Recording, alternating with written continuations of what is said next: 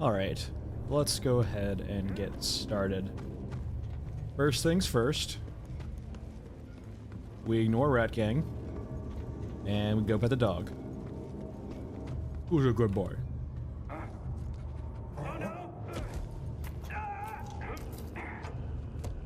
Alright, that's now done. Next step, do our tri-weekly crafting, I guess, is the right word for it. Alright, that's being done. And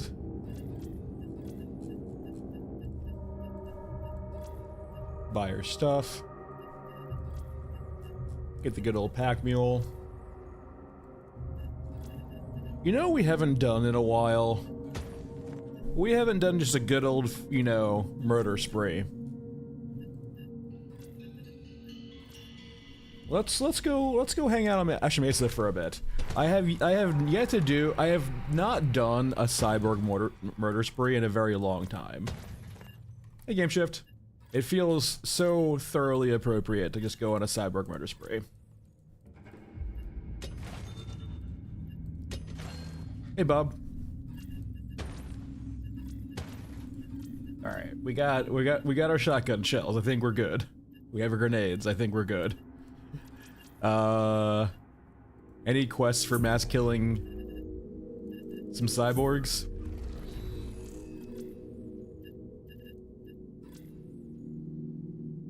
We just make a that'll be fine.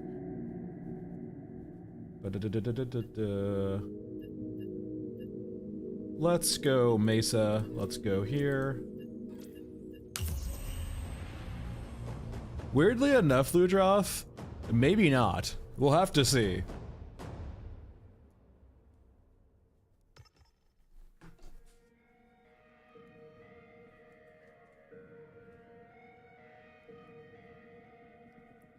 Let me turn the HUD off. All of the shotgun shells.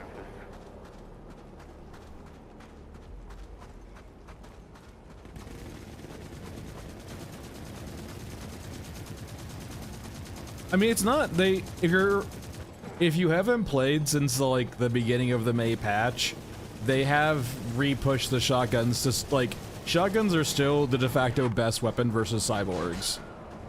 Like, shotguns are still good, it's just that cyborgs are more resilient now, right? Hey, Reggie.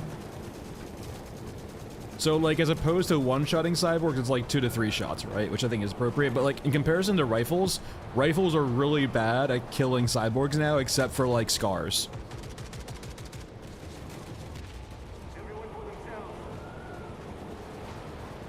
I don't know, Bob, I always enjoy, like, whenever there's a fresh, like, expansion from RimWorld, and just going back to vanilla, right?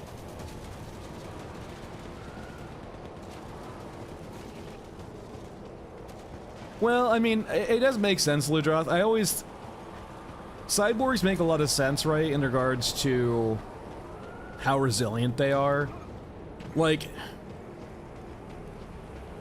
the marketing material for the game makes me, like, feel like the infantry should be a lot more threatening, and cyborgs kind of feel that way now, right? Where if you don't have the appropriate tools, it can be really deadly.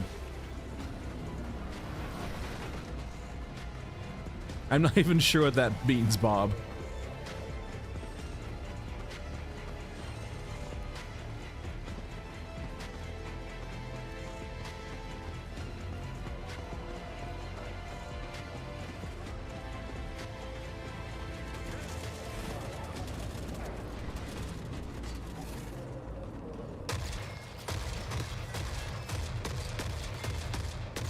Like, this is still quite effective, right? We are shredding through infantry.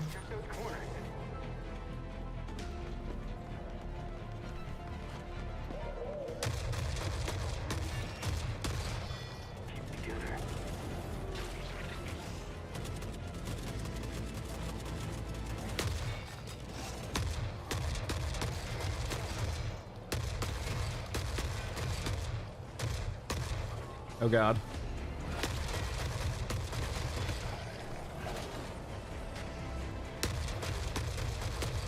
Alright, we're good. Time to get in position.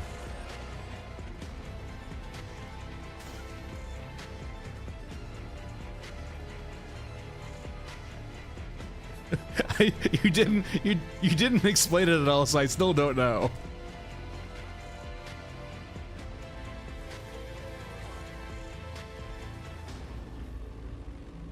I mean, but like Ludroth, would you really want that to stay the same though? Would you? Hey Spectre, do you really want just everything to just fold to a shotgun?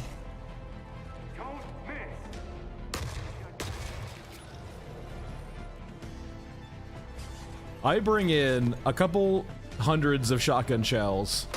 Come back, I want to fight you. This is not a water shotgun. Like, it was a meme at the May patch, right? But like, you just saw us, like, literally one-shotting, like, infantry, right? The cyborgs are more resilient now, but that's fine.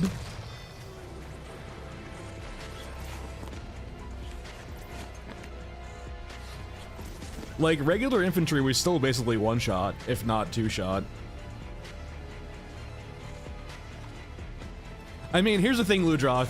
Would you, if you're gonna have it this way, right, where you have shotguns one-shot everything, does that mean that all of the enemies one-shot you now too? I mean, I'm a DM, right? Dungeon Master for D&D, so like, I'm always the two-way street kind of guy. Like, you can have this, but like, I get to use it too. Do you want to open up that can of worms?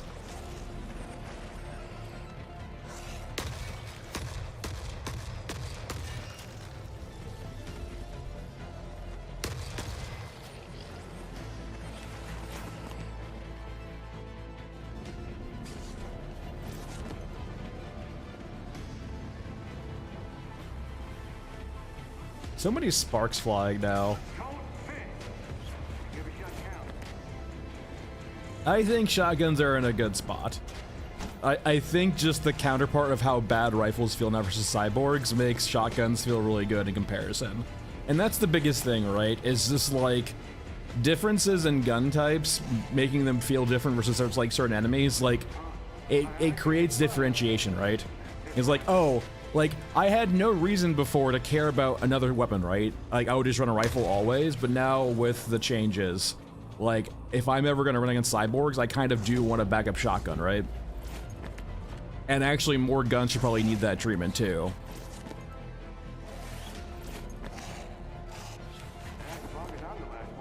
I do think like a lot of guns are missing RPM too, right? Like a lot of guns do not have the appropriate RPM probably for like their type.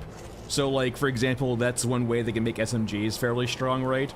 If there's ever enemies that are very swarmy, but like not very, say for example like a micro drone swarm, right? If they ever do like enemies like that, you know, shotguns would be effective, but perhaps too you would like want to have SMGs.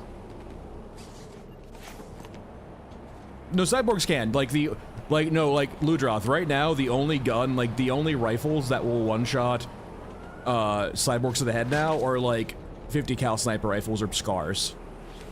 7.62 or 308's not enough anymore for cyborgs. So like, if you're fighting a cyborg swarm, you cannot rifle them down unless you're using a scar, essentially.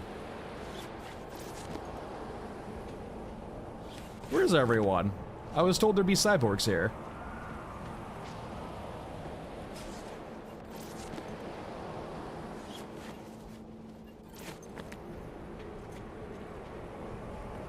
Yeah, and like right now, for example, none of the SMGs have appropriate fire rates. So like in that regard, I mean, does reputation really matter though?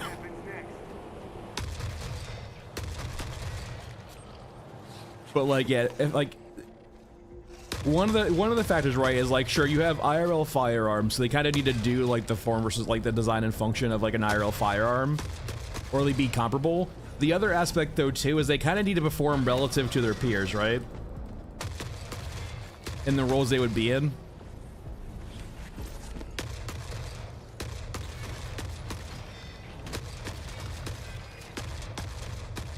That's me hitting the wall. Alright, we're good. And like right now, a lot of the guns are essentially kind of just too similar. But like between the Spectre, between the SMGs, LMGs, and rifles, there's a lot of overlap, right?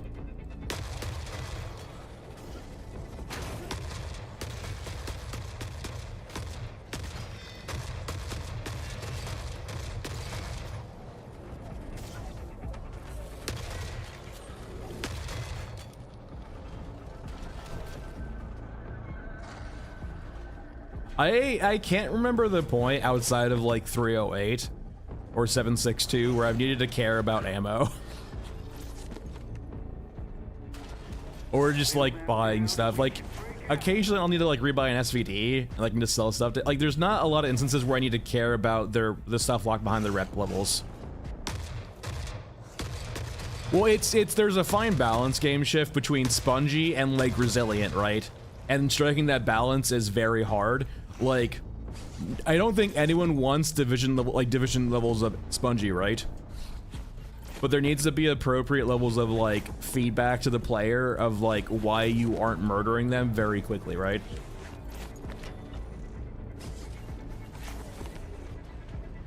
But like I do overall think that a lot more infantry should be pretty resilient, right? And probably more deadly too. Like, if they have concerns or problems with performance and the amount of AIs they can render on screen at one time, perhaps the way they can get around that is just making regular infantry more deadly. So, like, you know, they go a lot farther. Yeah, I think it's overall too, like, for example, the stagger just being a bad mechanic right now. For both players and NPCs, right? Like, the fact you can stagger lock EODs makes them, like, kind of a joke. Thanks, James. I'm glad you're enjoying it. And that's a big thing too, I will say also, like,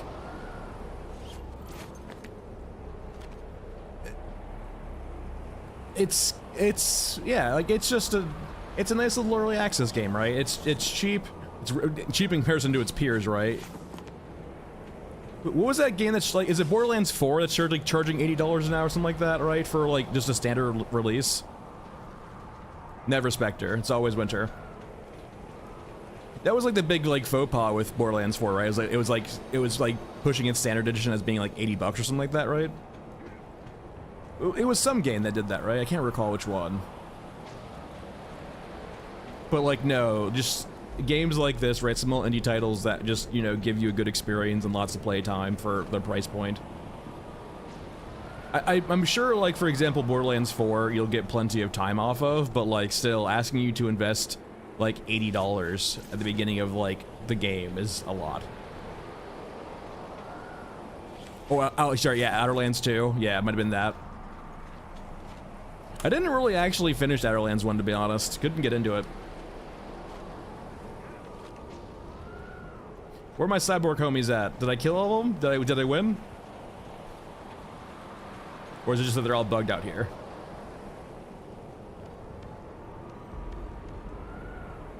I think they're all bugged there.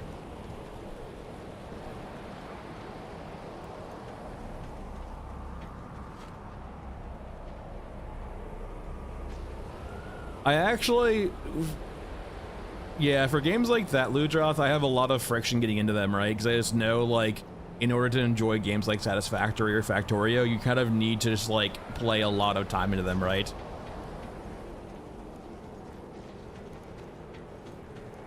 Nice, James.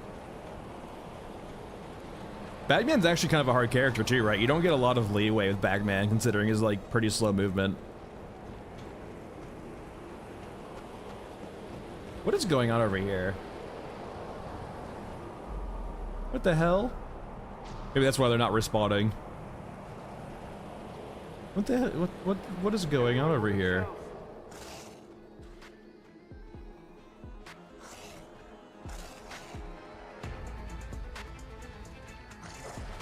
Huh. They're not shooting. Huh.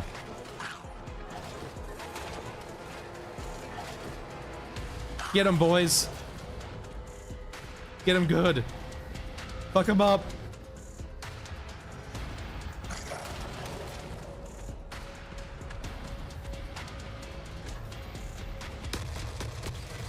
Be free.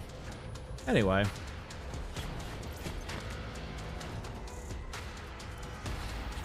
Oh, they're just a little derpy right now. I mean, it's just HKs too, right?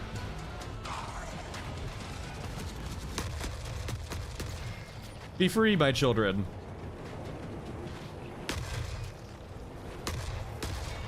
Alright, HKs are back. Time to leave. No! You're not allowed to do that.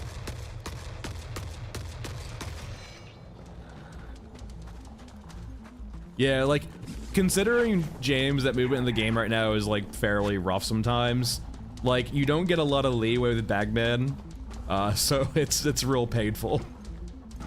Alright, back to the farm. How am I at ammo? I'm doing pretty good work on it, though. Oh, am I on alcohol now, instead of beds? Oh, no. That's not great.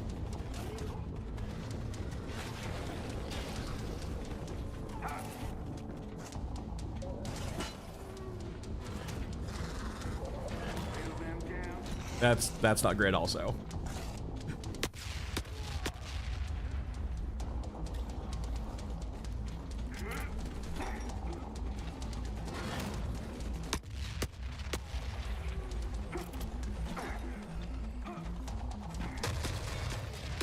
I'm gonna kill myself by I need to stop throwing grenades.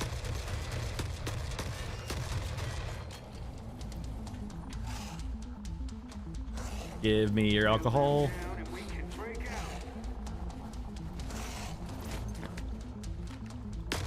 Don't mind me, just a little sway here and there. Just a little sway.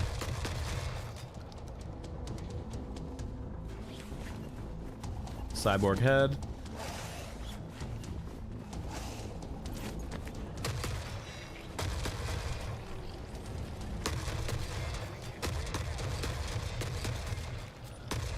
Just a little tipsy. I'm using a Vepr 12. You're good. Vepr 12 you can only get off of basically repairing it via the gun crafting system, or finding a disabled one, which I think is broken right now from Water Thieves. But like, the big plus of this is it's not as good as the AA-12, but like you get a flashlight, which in this instance is kind of important.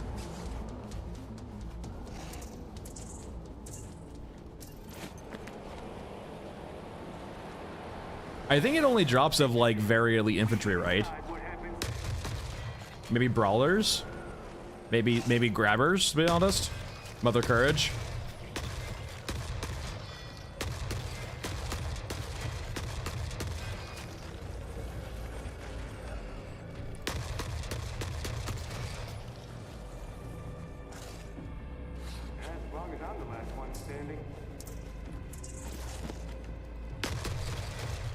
Sure, am I getting flagged?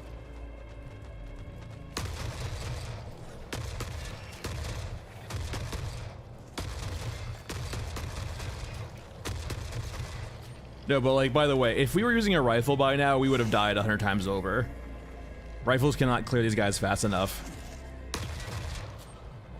Oh, really, James? I would say my favorite map is Frozen Swamp. Like, Frozen Swamp's a great map, right? It's like it's gonna be like it's really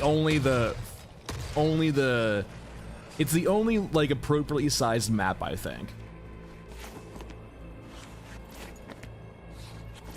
I don't mind smaller maps, but like Frozen Swamp definitely feels like the first map that has the appropriate, actually like playable space. It still probably needs more stuff on it, but like as a baseline to build on top of, I think it's like the appropriate size.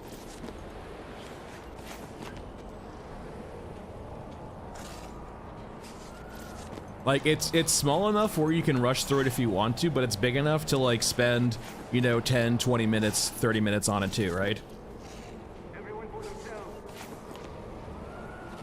Yes, they fixed it since the April patch, right? Since, they reworked Ashen, so now it's back to being Cyborg Hell.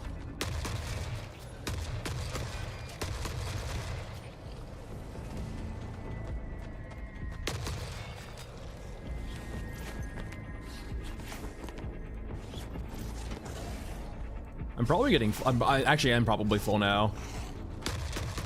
Eat grenade.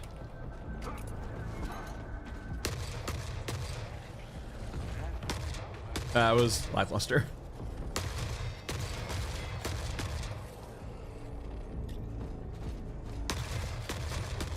All right, it's time to skedaddle. Yeah, we're full. I mean, we went through a lot of shotgun shells. Ow. What the hell? That's just me. Time to leave.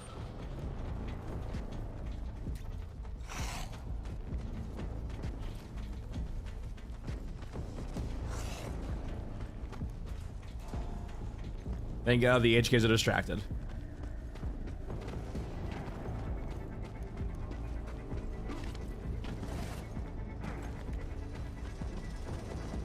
I mean, I did bring like 1,000, I think.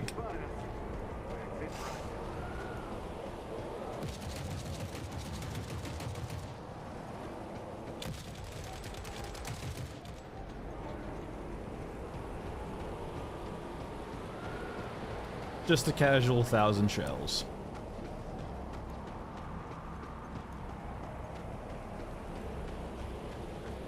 Yeah, I mean, once you cleared it out once, it would usually calm down a bit, but no, like there was definitely instances, right, where it could be insanely aggressive. Gage, it kind of depends on why you like put it down for the first place, right? Like if you're looking for a lot more content, I would probably just say wait till like launch, or wait till like a couple more patches perhaps. But like if you're just looking for a bit more polish, it's there. But like there's not really been a lot more content added in, right? It really depends on when you stop playing too.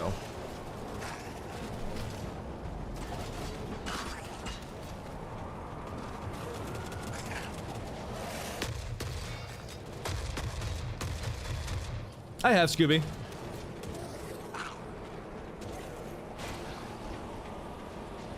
Not yet. I haven't really tried either, to be honest. There's not much merit outside of just having one, right? Until the next time. Nope, Blue Drop, that's how it works. There's a few set events, right, where if you blow them up on the maps, they will spawn the commander. Or the shield officer, Captain Chin. So you're like 3 patches behind, Gage. There's been a decent more stuff added. You probably have the Bunko quest line, which is a more co-op oriented quest line. You have the railgun for co-op killing special units. You have, I think, maybe a new map. No, I don't think you have a new map yet. Like new quests, just not a whole lot though. I will say they're kind of just. But January to March was like them reworking a lot of the guns and reworking recoil a bit, and then. Yeah, April and May was like mainly just like polishing stuff up or like adding new things like the opals and the radar towers and all that good stuff. If you felt like in January you've had like experienced all the game has to offer, that still really hasn't changed. There's new stuff, but it's still kind of shallow right now.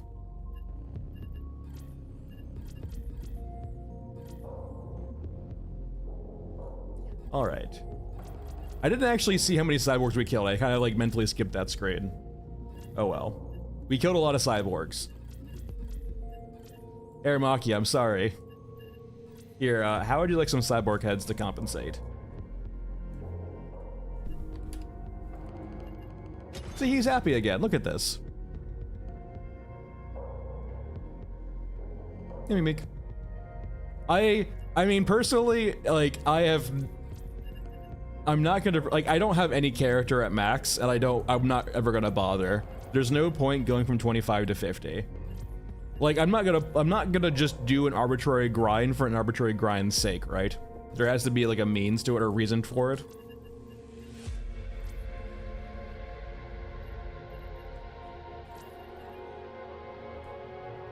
Like, if I'm playing a game just to grind out some, like, experience levels, it's just, 132, thanks, Dagan. Alright.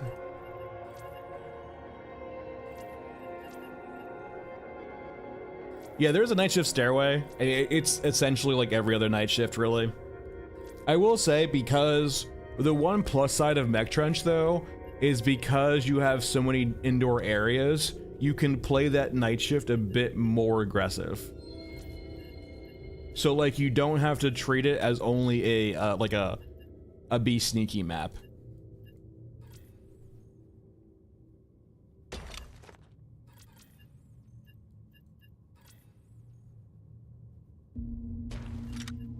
I think it's fine, right? I think it adds, I mean, like, in the grand scheme of things, it's just another night shift map, but, like, it does I mean, why though? Do you really? Why would you want a dog on that map? Like, the whole point of it, right, is it actually doesn't have a dog on it, so it's a bit more interesting.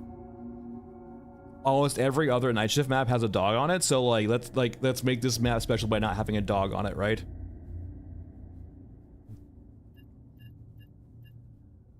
But like that's the point that Ludrath is like, why do you like? There's no point to have another like. It makes night shift mech trench special because it's a night shift you can actually fight on a bit, right? It doesn't have a dog on it. It makes it much more of like a cyborgs, like swarm, like, you know, like a zombie apocalypse map sort of kind of. Anyway, SVD, D4R.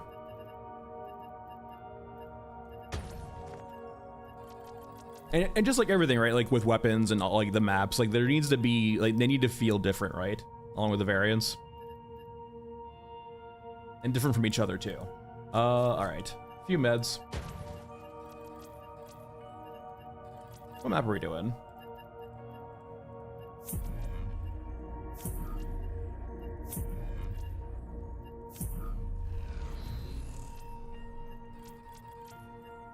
We don't have a big backpack slot, we can't do that.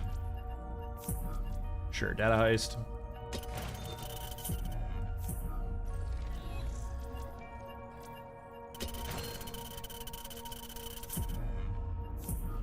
There should be a question bunker for this map too, if I can find it.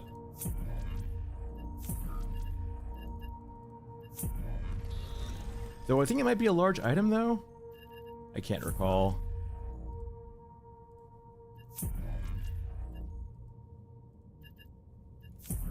Hey, boo. Two quests is fine. I don't need to rush too much for that third one.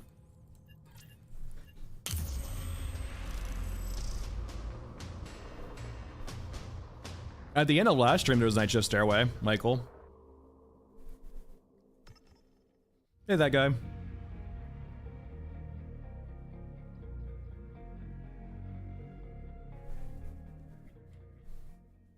Don't leave anything on the cutting room floor. Yeah, Scooby, I'm not really sure if we're gonna see like that level of granularity with armor. Like, I do think the main reason why I would like want a thing like armor, right, is because of the nuance of just like adding more complexity to weapons and units. But I don't think it needs to be as granular or like sophisticated as like, oh god, as like actual like armor you can strip from units, right? No, but like for example, the SVD doesn't one-shot cyborgs to the head either, right? So it is just insanely scary to just not have a shotgun now, apparently.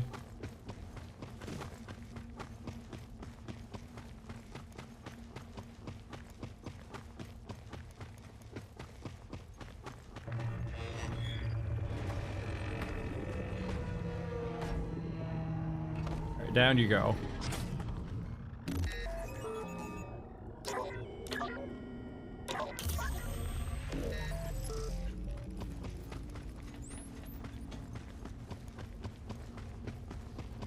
Yeah, I mean, like, I will say, Game Shift, even if they can't get weapons to feel perfect, that doesn't mean they have to abandon, like, the nuance between guns.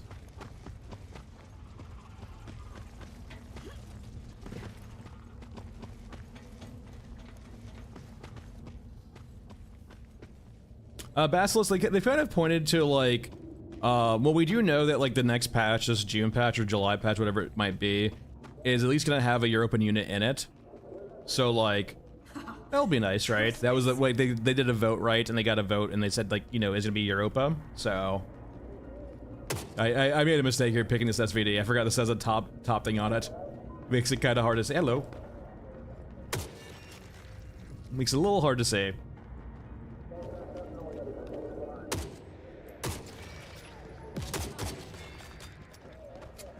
I mean, Michael, I wouldn't mind more utility-focused items.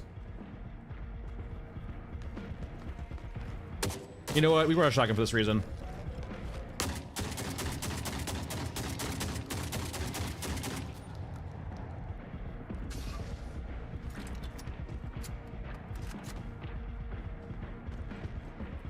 I mean, it depends, like... it depends on the implementation of armor, right? Basilisk mess. Right?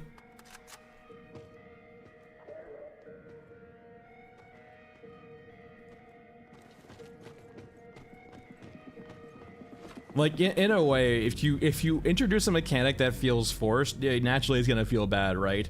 It kind of feels like it has to fit.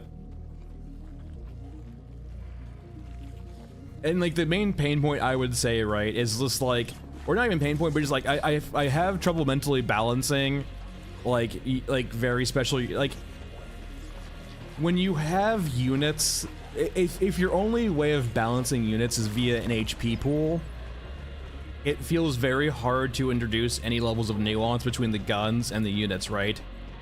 And like, in a way, if you want to have units like Mother Courages or Grabbers be hard to kill, your only real recourse to do that with only HP is to make them either insanely high HP or basically unkillable via HP, which is what we have now, right? Like, it creates in my view, right, it creates a problem where, like, there's no way of properly balancing it because, yeah, like, if you either give them unkillable amounts of HP or you give them HP where someone can sit on a rock and kill them. So there's no happy medium, right? Oh, for sure, Scooby, too, there's a whole thing of, like, just, like, letting them kill each other, too, right?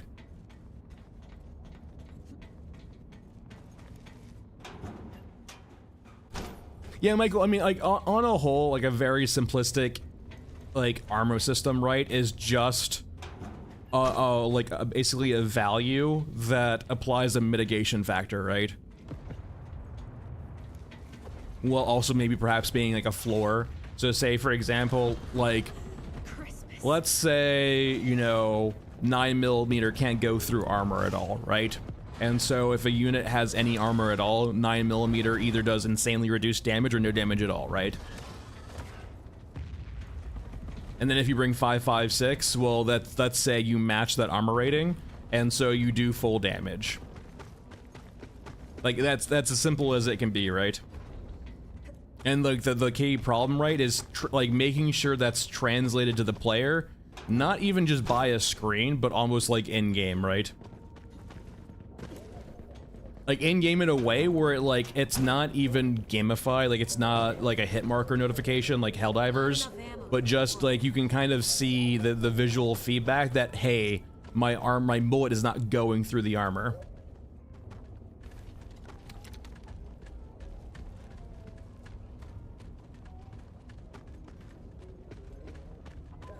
100% that guy. Like, I do think there's lots of space with the radar tower mechanic, right?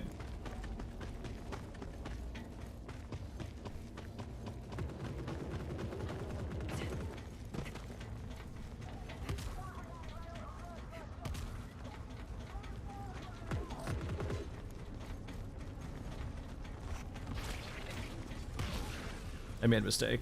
Looks like guys.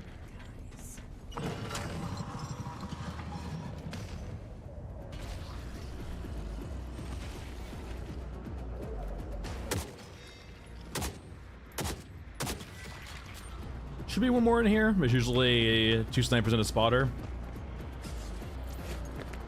Wait, why did you have that? Are you an imposter? That's a cyborg bag.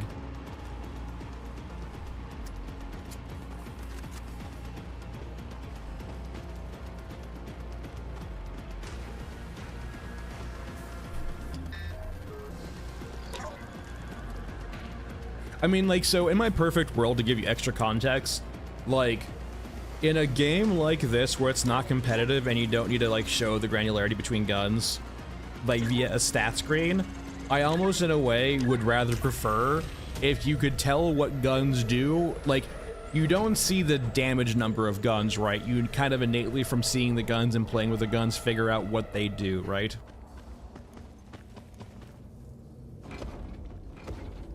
Like, in a game like this, where I feel it's more about the feeling than necessarily the stats, like, it feels like the guns should be more about, like, I would prefer, right, for people to be like, hey, yeah, the you know, the M4, you know, 4 shots cyborgs to the chest. The RPK does it 3 times, right? It's not even math. It gets, when you introduce mechanics like that, or you show that level of granularity to players, you move the player's attention from, like, the feeling of the guns, the feeling of the setting, just like how guns feel in the game, as opposed to directly comparing them via stats. Right? It's no longer about how guns compare to each other feeling-wise. It's more about how they line up stat-wise. It's not that the VKS feels awful, it's that the VKS does the same damage as 308, right? Like, because as opposed to, imagine this feedback from the players, right? You have, like, say, player A who doesn't like the VKS because it doesn't, like, he basically says, the VKS should have 300 damage, right? In comparison to the SVD. As opposed to, the VKS feels bad, it doesn't feel like it does enough damage versus certain enemies, right? And when you have more nuanced systems with, like, armor and stuff like that, you can balance those guns in different ways to make them feel different, right? You know, I feel like in a game like this, there's no reason to expose that to the players.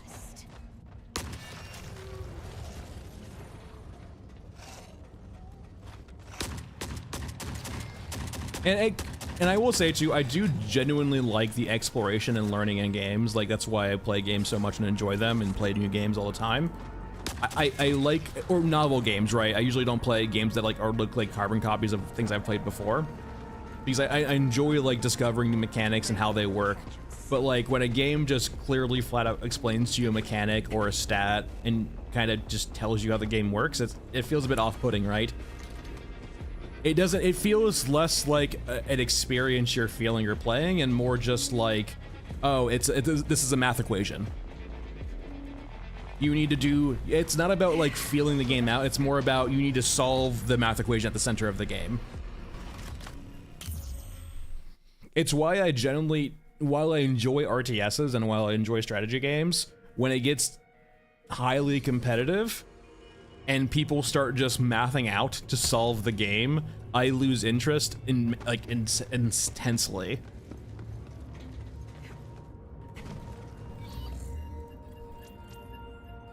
And I'm not gonna fault them for that, right? Like, they're playing to win, but that's not, while I want to win, I don't want to do it in a way that feels min-maxy, right?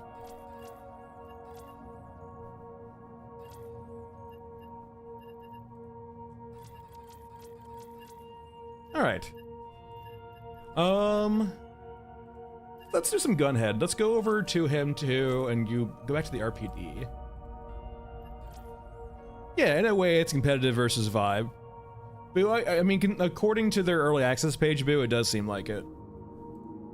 They haven't said otherwise yet, so.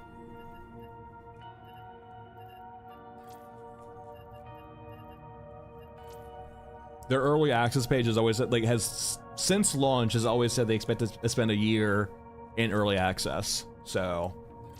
And they have yet to say otherwise, so I'm assuming that's still the plan.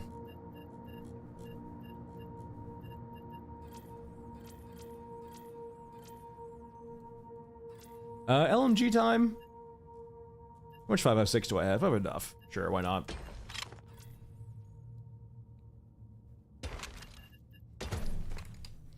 $600 rounds.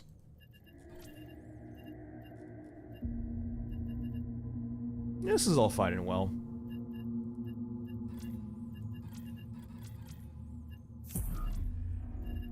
Bring some cigarettes over, why not?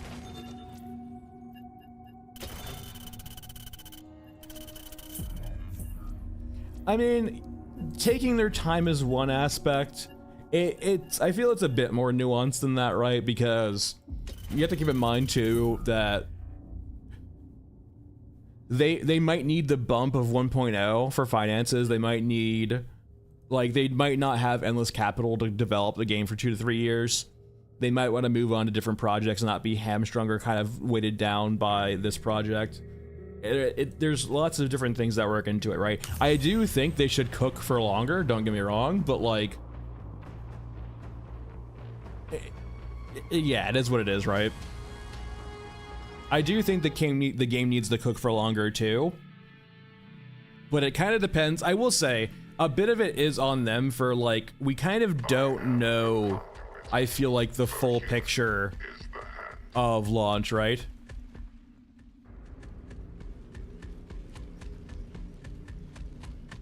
I mean, Kyo, in a way, right? I mean, how would you equate a bad launch, right? The way I hear bad launches is like, you know, the servers don't work, or the game is unplayable at launch, right? Like, for example, Mind's Eye.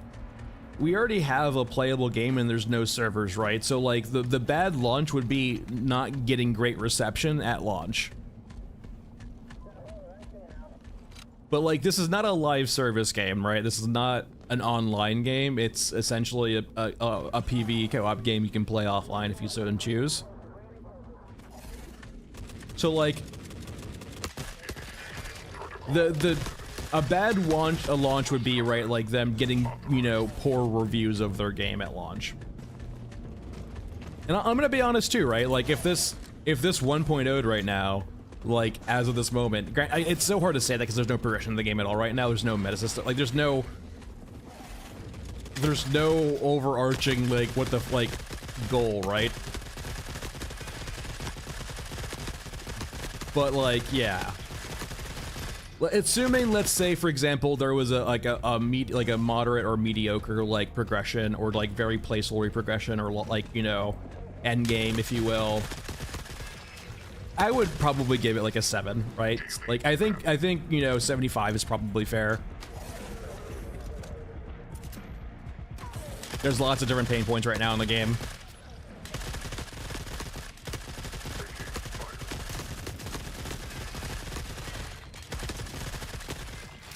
Wait, that guy, there's no way you don't know what Concord is, right? It was like all over like the gaming social media, like every like big essentially influencer or like YouTuber, right, covered it during its launch, right? It was literally like you need to make a video about this to get the clicks. I mean, I'll explain Concord to you if you genuinely do not know, but like, I'm like, holy shit, you didn't hear about it?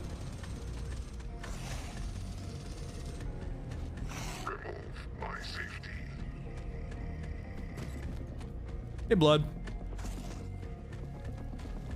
So Concord is essentially a hero shooter. Just a fever dream we all shared. Yeah, exactly. Concord was a hero shooter that released, I think, sometime in 2024, right? And essentially it got, before it even came out, right, it was getting just absolutely destroyed by like big YouTubers like Asmon. And it was essentially dead on arrival, right? And don't get me wrong, it was a very mediocre game, but like, and that also got like too heavily monetized. I mean, game shift, like, here's the thing, right? Sure, the whole thing with the character design of Concord was so just clickbaity and just like joining the bandwagon. Like, it's perfectly fair to not like the art style of a game. If here's the thing, right? I prefer Western art styles, right? Does that mean like I need to go to every JRPG, every anime, and say their art is shit for X, Y, and Z? No, because it's different for the eyes of the beholder. No, Speedster, no, we're not getting to, do not use that term in chat, please. That is going to just bring an endless argument. No one can define what that fucking term means anymore, man. It has been so generalized and used excessively that no one can define what that term means. Or rather, you'll go to 100 different people and you'll get 100 different meanings of what that fucking term means. I mean, you can see yourself out if that's the fucking case.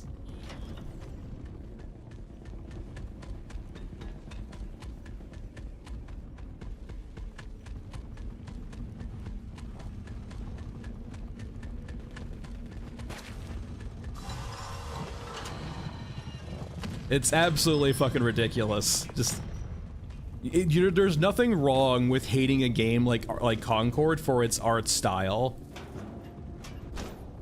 There is nothing wrong with that. There are plenty of games I do not vibe with for their art style. But don't overly generalize it to some fucking political term like that. That's been so commandeered. And like, don't get me wrong, if you want to critique the game because you think it's aligned too much with like modern day identity politics, that's perfectly fair. That's 100% fair. There's plenty of games that do that, right? But like, use words. Don't just go to some fucking buzzword that's overly used and no one can identify anymore.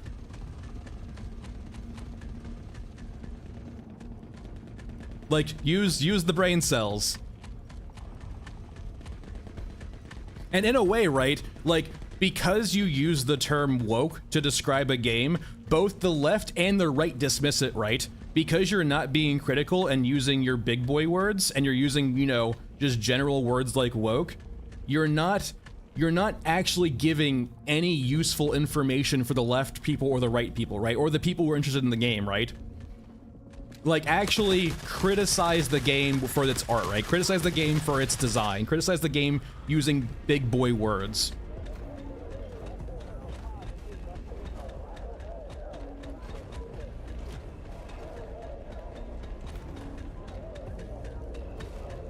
The second you use a political term like that, because it's been so politicized now, like, it's so easy to dismiss now. You're doing yourself a disservice. If you genuinely want to criticize the game and not just bandwagon it, use your big boy words. Because it's both the left and the right. When you use that term, dismiss any criticism you have entirely. When the right hears the term woke, they say the game is shit, it's been commandeered by the leftists, and no longer anyone plays it, because they just abandon it immediately. The left will do the same thing, right? They'll dismiss any criticism you have, because if you use the term woke, they immediately dismiss you as, like, you know, an alt-right shill, right? Or just something like that, right? It kills any actual discussion about the game itself. For its, you know, for its good or bad merits.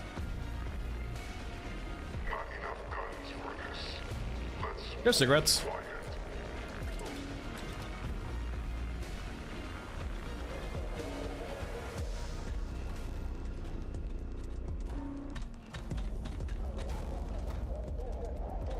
I need cigarettes, my friend. Probably means I need to do murder, actually. This is not good. I might die here. I'm alive.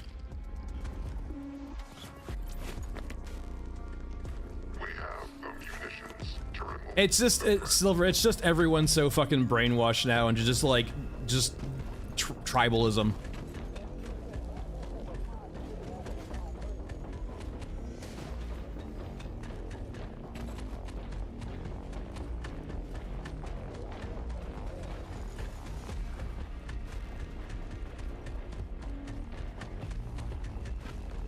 I might actually have cigarettes on me. I probably need to drop some few things here. All right, let's see if I have cigarettes. For my poor friend.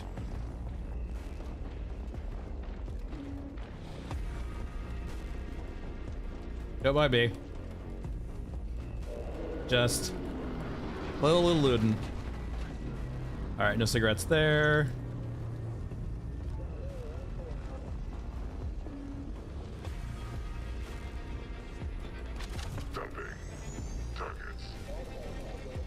Exactly that guy, like 100%, right? So I will generally accept most viewpoints if you start backing it up with actual thought behind it, right? I will have an actual God-honest conversation with you. I have talked to people on both sides when they're actually willing to engage in discourse. I won't agree with them most of the time, but I'll actually have an honest-to-God dialogue with them.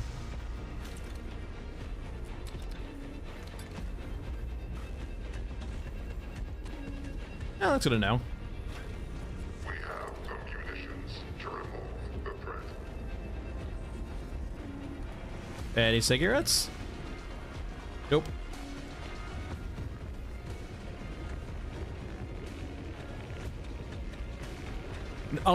you still, Speedster, you still haven't actually defined to me what woke means to you. If you use buzzwords, I can't help you if you use buzzwords, dude. If you want to have an actual, like, honest dialogue about Concord and, like, your issues with the character design, or its design in general, I'll have that conversation with you. But you need to actually present your points as opposed to just using a buzzword.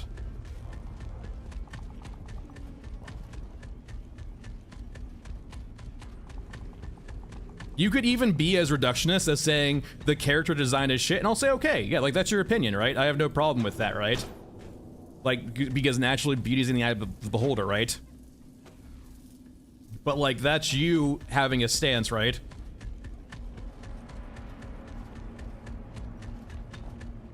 When you're not willing to define a very generic term like woke, I don't know what you mean when you use the word woke. Because it means so many different things to different people.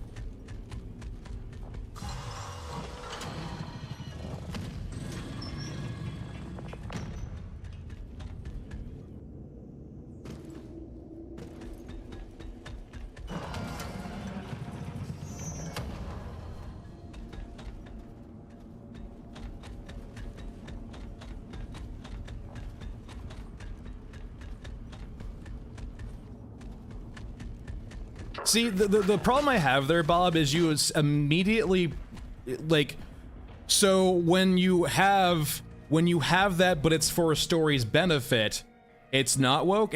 So woke is only negative in regards to its description, right? And once again, I have no skin in the game here.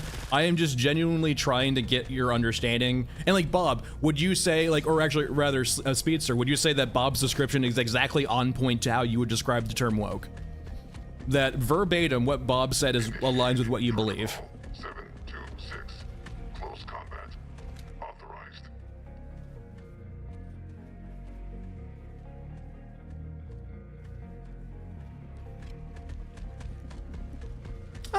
It's kind of got that kind of vibe with it, Livia, a little bit. Alright, I think it's time to leave, unfortunately. No cigarettes for you today.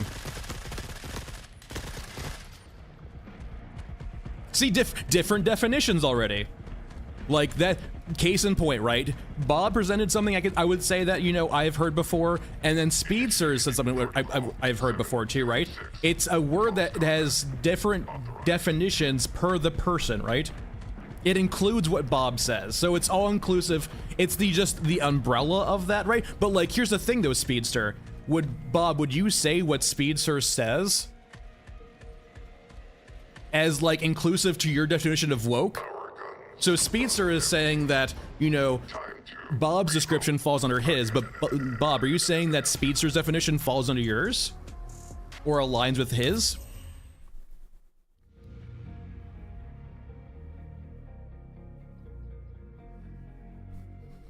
Oh, now we're getting into very generalizations here.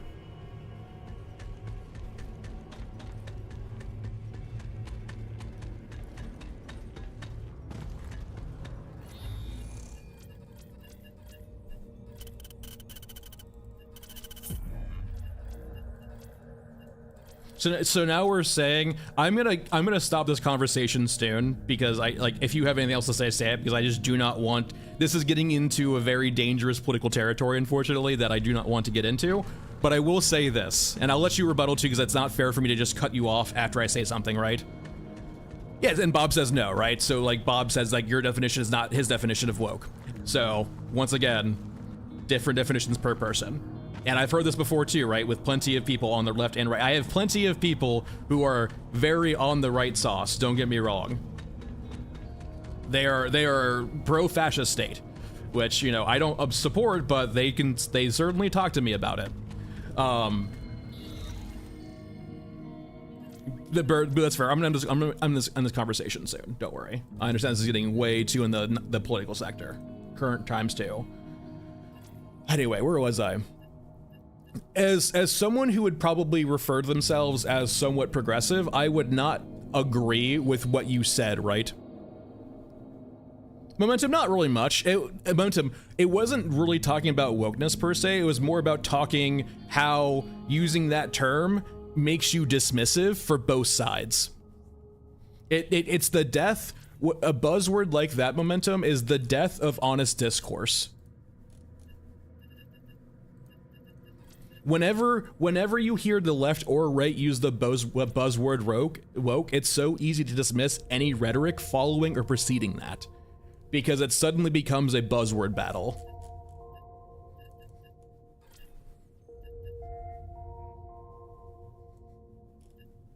Like, if we want to argue about honest, like, policy stuff and decisions and government and all of that, like politics, we're not going to do it here, but I would not say no to that conversation. Maybe I'll even open up a Discord channel, but the only problem is I don't want to invite... There's always the problem, right? The second you invite Nazis into a bar, it becomes a Nazi bar. Because honest people are going to leave.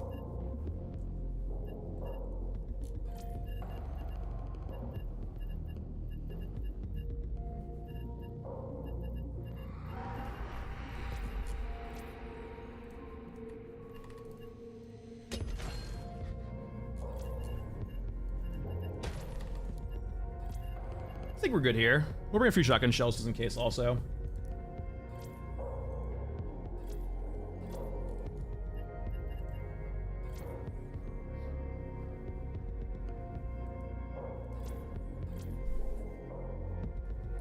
%, game shift, 100%.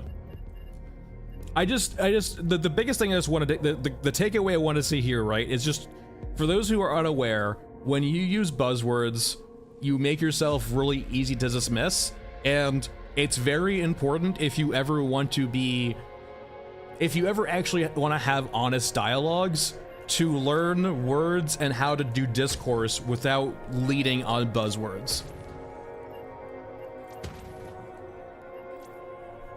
Because words like woke have been so politicized now that it's written off the second you say it by both sides. If you want to critique Concord, using that word just doesn't do anything. You don't learn things from that, right? But anyway, we'll stop here. We'll continue on with other conversations.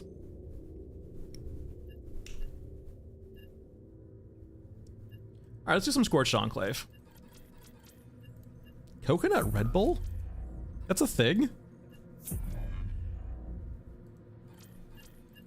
The hell is that's coconut? There's no way coconut Red Bull's a thing. I'm like picturing the taste of Red Bull plus coconut. I'm like, well, actually, I don't like coconut by myself, so, or like, but by itself anyway, so that's probably why. Coconut berries. Okay, I can see that a little bit more.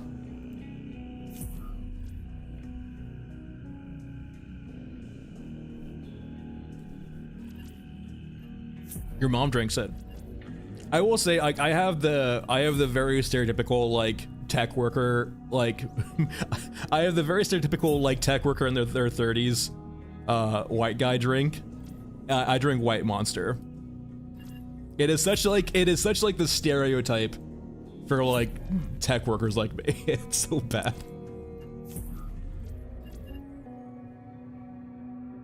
But no, I drink the White Can Monster. I just can't get into coffee. I don't know why. I've tried getting into...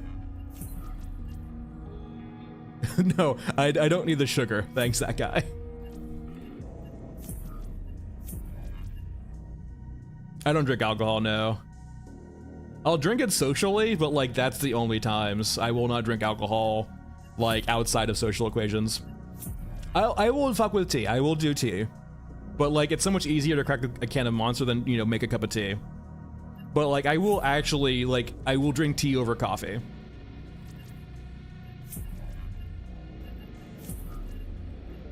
Just like an Earl Grey. Just simple stuff, Ludroth.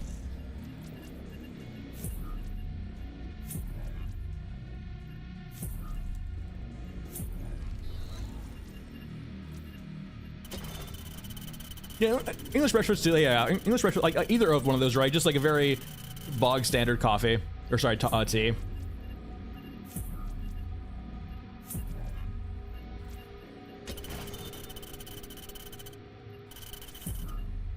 All right, we're good.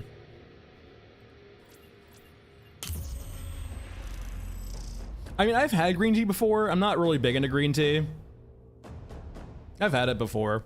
And then naturally, I'm from the South, right? So sweet tea. There are two drinks I will drink with sugar in them. I'll drink sweet tea and I'll drink cheerwine. And if you don't know what cheerwine is, it is just imagine cherry plus just the injection of sugar into your veins.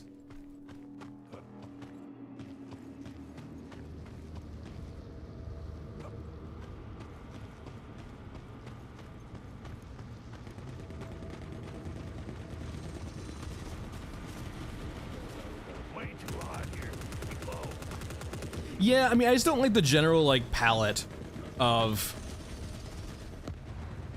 Sounds horrible. That's perfectly fair. Like, you have to understand, like, you know, southern men or just southern people are raised on a diet of just way too much sugar. That's just America for you, too.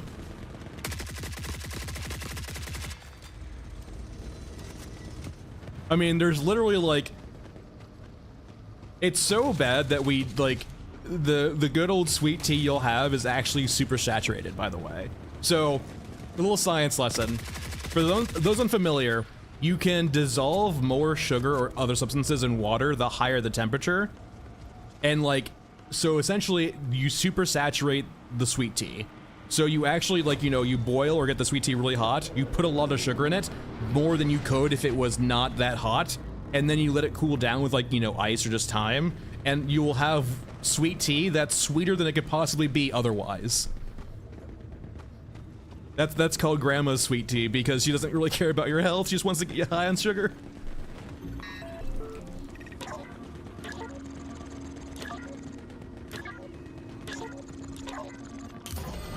I mean, it's just like, well, Michael, you have wine, like coffee, wine, whiskey. If there's a drink with lots of variations, yeah, there's gonna be people who are gonna do stuff like that to it, right? Let's get it going.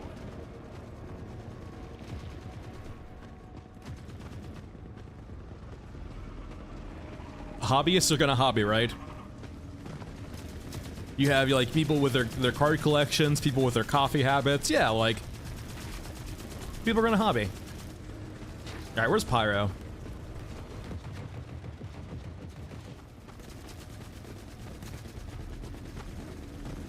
Oh, there you are. Hey, Pyro.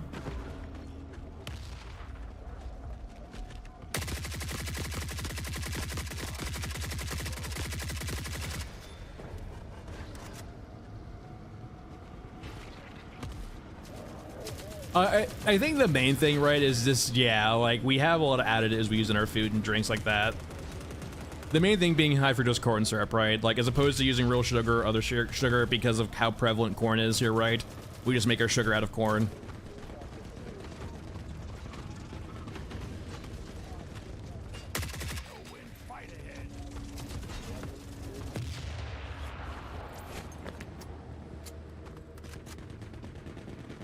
Well, Game Shift, you, like, so, here's the thing too, right?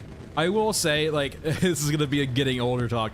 As you get older, you do get less tolerant to lactose. It doesn't mean you're intolerant to it, like, here's the thing too, right? Like, I can do stuff with cheese, I can do stuff with, like, I can do yogurt perfectly, like, yogurt's not the same thing, yogurt's different, but, like, if I do ice cream, if I do just milk, if I do, like, cereal and milk, right?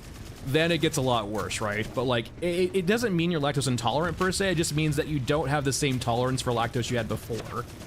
Because as you get older, right, you just produce less of the enzyme to break down lactose. So it's just as you get older, it's just, that's a very common thing. I actually genuinely don't usually do, like, I used to eat a lot of pizza when I was younger. I loved pizza or just Italian food. I have strayed very much away from eating pizza anymore for that reason. Yeah, 100%, Michael, right, yeah, like 100%, like, as we get older, right, we do not produce this amount of lactose. It kind of leaves us. That doesn't mean, like, you're intolerant, right? It just means that, you know, yeah. Just means that you're not as good as you were before.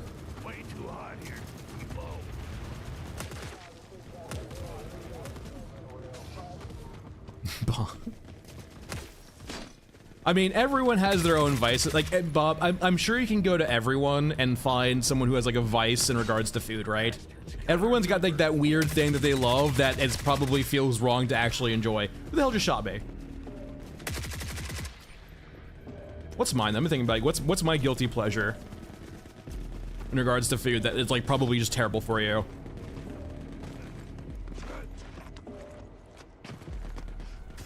I mean, actually, like, I would say White Monster, right?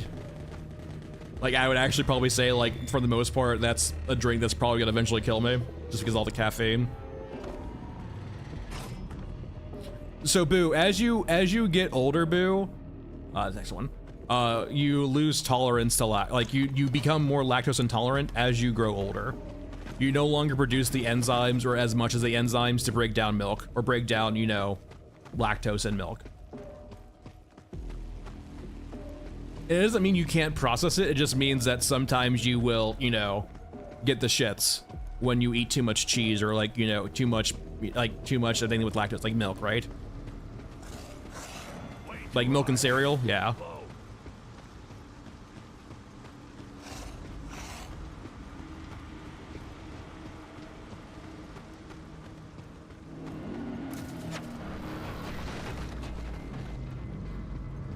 Don't mind Bob, everyone. He just says a lot of weird shit in chat during the day. It's fine.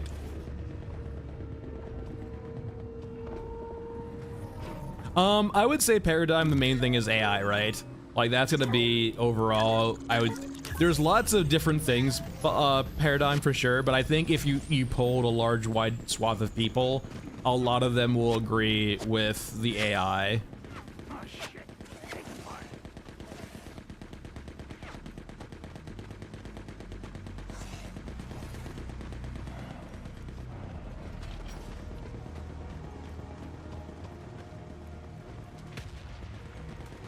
So the gasoline can, when you activate the radar tower there, it will apply an active effect on a few maps. I think this is the one, I think Elephant Mausoleum's one, perhaps? Essentially, it's one of like, just like destroying a bridge or destroying the radar tower, it's one of those events, right, that affects the spawns on a map, right? So in the case of this radar tower here, like, or rather the gasoline can activates the radar tower, which apparently, according to like the region page, increases the effectiveness or increases the presence of Europa anti-air in the region, which means you should see a lot less bombers and helicopters in the area, if not any, if any at all. But you probably won't see that until the next run-in, right?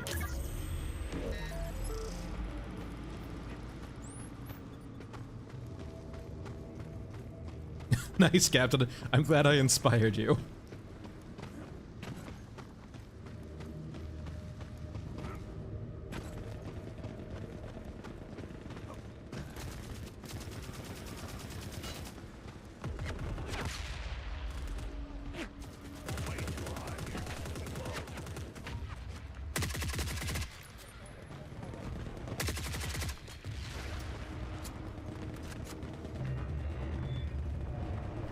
Alright, Mr. Chopper, or Mr. Opals, come by. Is that an HK or just someone who's angry at me?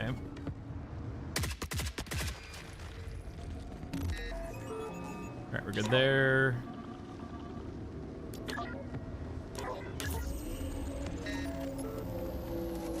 Yeah, I don't. Maybe that's the event, like intent eventually, Boo. But I don't think we're there yet, right? But it does apply a region modifier.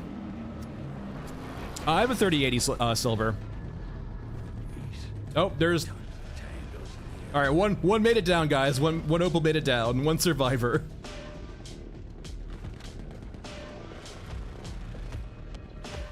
They lost. Two of them got lost to the sauce.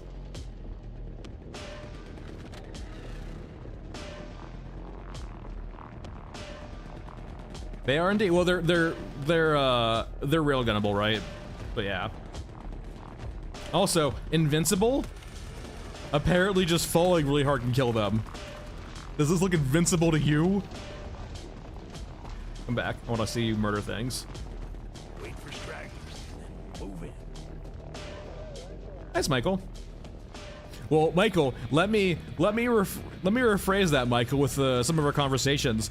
Did you acquire those codexes with the team of people in a railgun, or did you acquire those people by perhaps using a railgun by yourself, which should not be possible?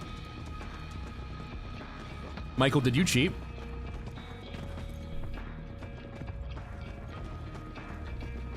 By the way, I already know the answer. He definitely cheated.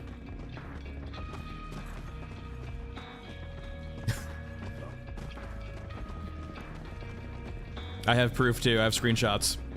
I have screenshots of him with all railgun parts in his backpack. Everyone shame the cheater. Shame Michael.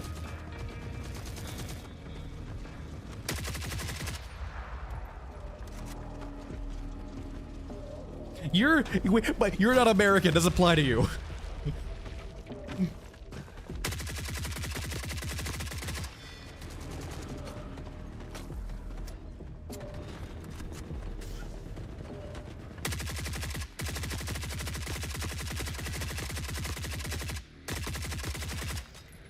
It's not cheating if it's in the game, yeah. That's certainly a very fair viewpoint from a lot of people who do use exploits, right? And naturally, we're just kind of joking here, right? All good and fun. On the grand scheme of things, right? Like, it's a PvE game that's offline. If you want to cheat or exploit, yeah, go ahead, be crazy, go happy.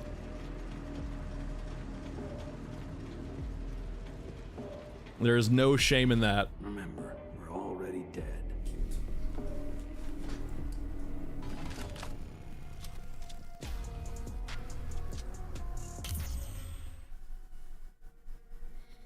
Yeah, exactly right, that guy. That's the exact view you want to have, right? Like, if you want to cheat, like, you're not affecting anyone else, right? So, like, yeah, go ahead, go crazy. Mod your game, cheat, exploit, yeah. Pretty well, Delta. Pretty well. It's bug abuse, yeah.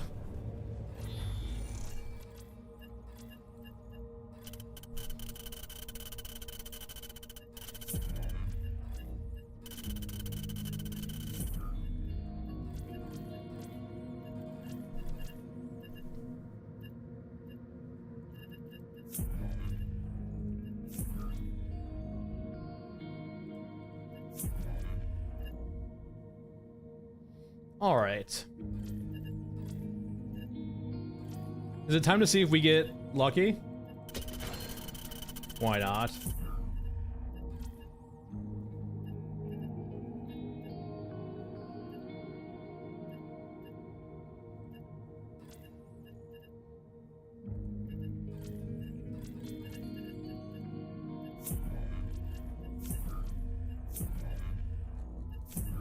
There we go, 2 parts.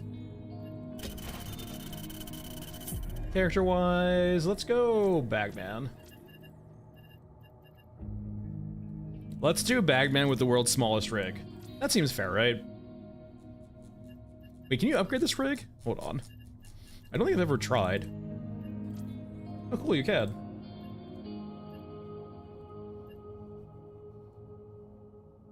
I still do think Bagman should be able to equip the small rig. Do you guys understand how adorable Bagman will look if he had the tiny rig? Marine, you have to do 3 separate things. The first, you have to buy or sell stuff from him. The second is you need to be in a group with 4 people or 3 other people at a time. Just you don't even need to do a raid with them. You just need to be able to like be in a lobby with 3 other people. And what's the 4th one, guys? I can't recall. Oh, sorry, I can't recall the 3rd one. What's the 3rd one? It's been a hot second. What's the 3rd requirement for Bunko? Oh, it's having 3 scav quests. Yeah, like you need to have 3 scav quests in your inventory or in your quest log at the same time. So once again, it is 3 quests from the scavengers. You don't need to complete them. Just have them in your quest log. Then you need to buy and sell stuff from Bunko. I think it's like 25k, so it's not very much. And the 3rd is you need to just be in a party of 3 other people, so 4 total, right? You don't need to like actually run with them. You just need to join a group.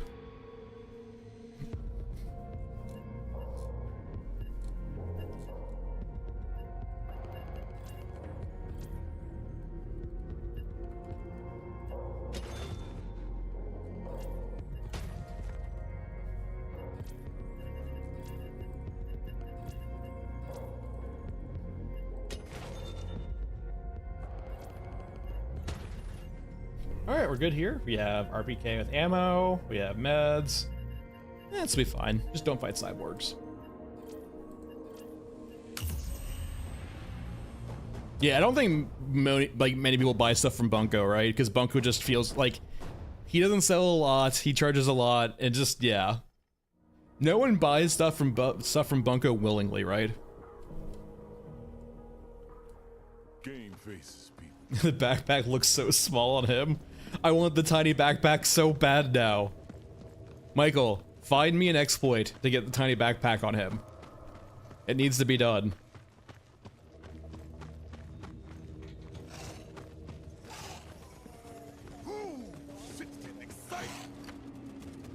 It'd be more interesting for sure, Boo.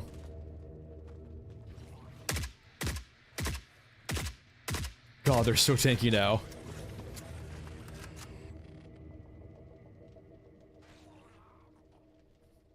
I do mix my voice for YouTube videos, yeah, correct.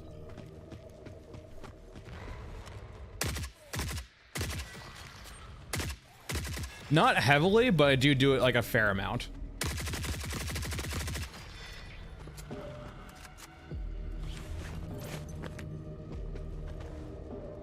And naturally, I do control my cadence and my speaking patterns a lot more on a YouTube video. Though you can probably tell, actually, the recent patch videos, that's a lot more of my somewhat normal cadence, right? Like, the patch videos aren't overly scripted. There might be notes I'll go off of, but like, my main videos, right, the lore videos are all scripted, like I'll read off a script. The patch videos are more of just talking points that I'll go over, but like I'll just talk as opposed to read off a script. And then these videos, right, are just me just rambling.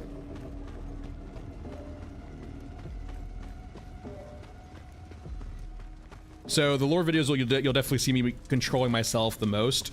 The patch videos will be the like kind of a middle ground, and this will be the least.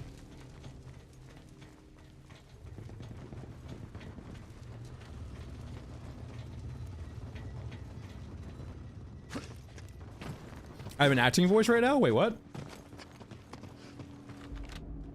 This is me talking normally.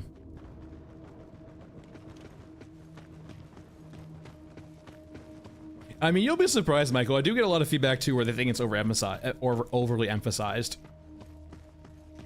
And like, the problem is this, right? I want to respect their critique too. I don't disrespect their critique also, but like it's a certain point too where if I'm appealing to like 98, 99% of the people who are liking, and only like, you know, I'll get the occasional comment that doesn't like it, is it at that point just something I have to like write off? It's like, yeah, that's just what it is, right?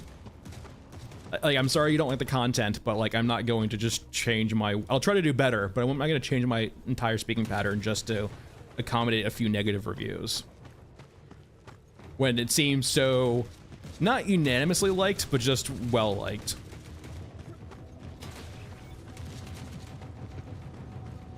I actually, Bob, I am critiqued by people around me that what's the right word for it? That I do not sound Southern enough. Actually, weirdly enough, Michael, someone watched my stream and said, like, see, you do not sound exactly like you are on stream. It's like, yeah, like I do have some effects, like post-processing effects on my voice in Premiere, along with me controlling my cadence a lot more on videos.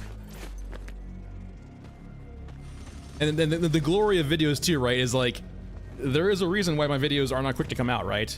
Especially, you know, earlier on. The amount of audio I delete and redo is unhealthy.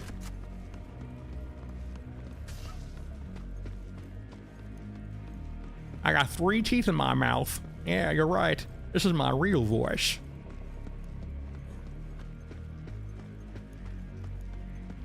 I lost all my teeth to sweet tea and cheer wine.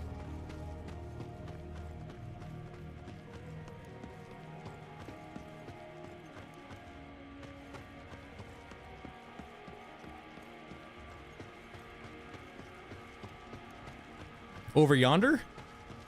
I really don't have an accent. I'm not that Southern either. Well, like, I'm... I don't live there anymore, so it's not doxing me. Daisy. Sweet tea.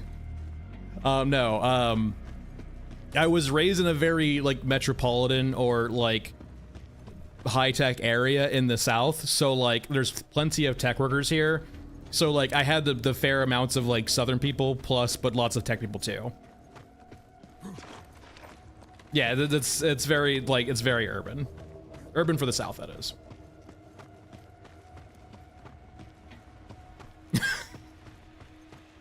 See, that's the thing, though. Yankee would assume North, though, right? Like, if you're saying that, like, metropolitan is Yankee speak, well, I have bad news for you. I'm not a Northerner. Exactly. That's what SpongeBob's saying. Yeah, like I was born and raised in the South, so yeah, I don't sound like one. That's the exact same thing I hear all the time. Because I do not have a lick of Southern in me in regards to my speaking patterns.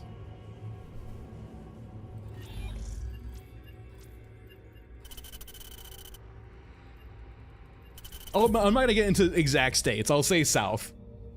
South of the Mason-Dixon line. Exactly, The Rock. When you get raised in a city or an urban area, right, your accent gets muted. Correct. If around your formative years, if you're not around the people who speak with an accent heavily, you're not gonna pick that up, right?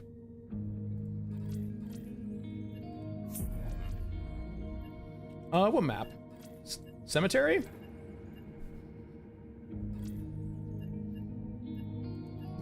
Cemetery, characters. Let's go back to Scab Girl.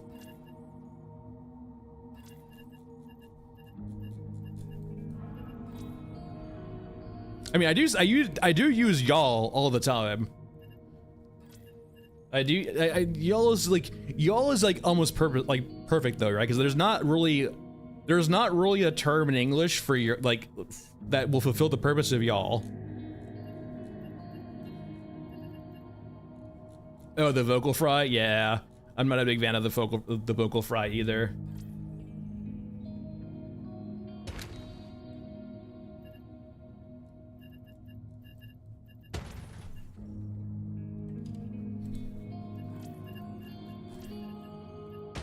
We don't need a lot of meds here, right? Because we're doing cemetery. I can't describe it because I can't perform it. I would say, Reggie, just go look up a vocal fry. It's easier to go Google and just like listen to a video of a vocal fry than me to perform it.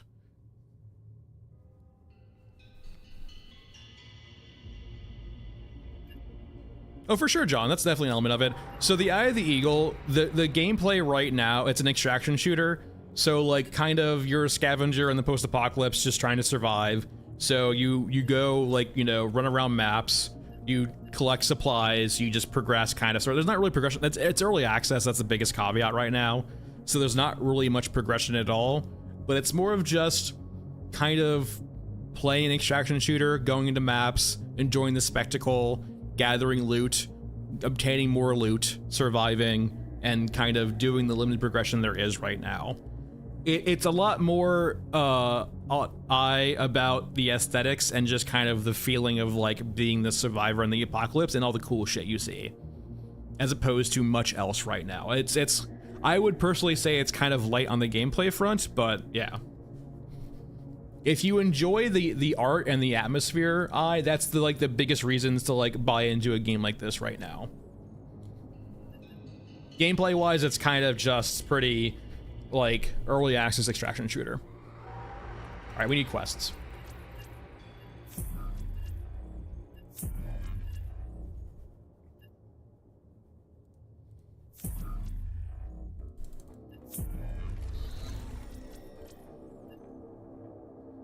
I need cemetery quests, please. We're not doing rest in peace. I imagine it probably means like white trash, right?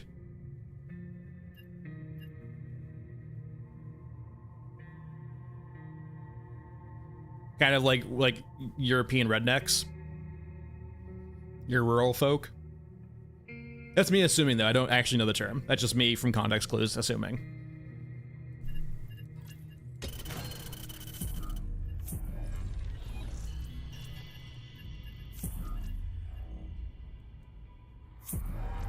What? I never gun down everything. I just gun down most things. There is a good chance, John, we won't be shooting anything in Cemetery. Because we're going to be sneaky in Cemetery.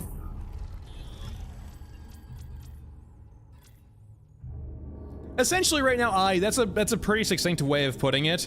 The only extra additions I will add on that is that, like, cool units and art, right? But like that's a pretty decent way of putting it, yeah.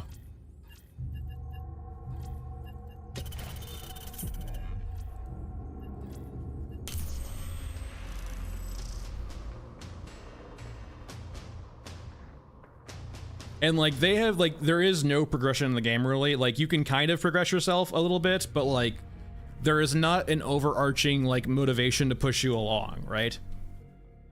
Remember, we keep what we kill. It is very much like a vibe sort of game.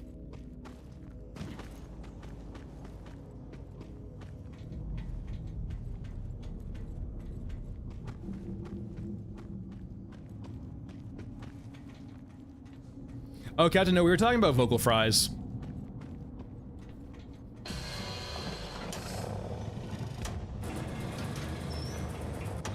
Yeah, like that's a big thing. Like Delta's mentioning too, right? A lot of people bought into like the grimdark side of lore, atmosphere, and artwork. That's a big part of it. Not enough ammo in the world for this. What's the thing in music too? Yeah, like it's prevalent in music, right?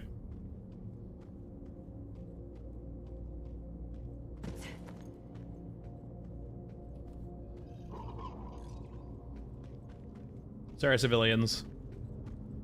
I have television, I can't save you.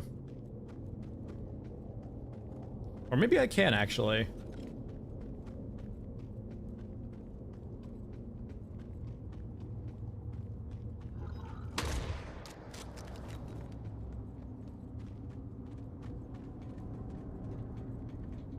No, go the other way. There we go. No, come back. I need you to come back this way. Christmas.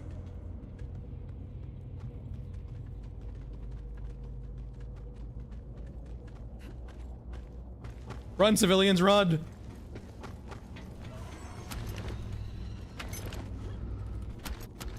Oh god.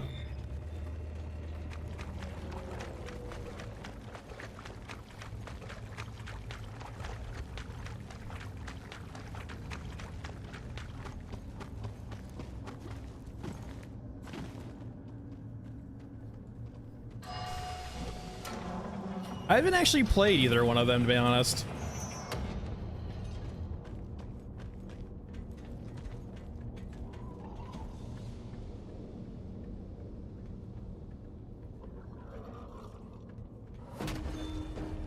Oh, Aiden, that's fair too. I am kind of curious how they're gonna balance the whole that guy aspect, if at all.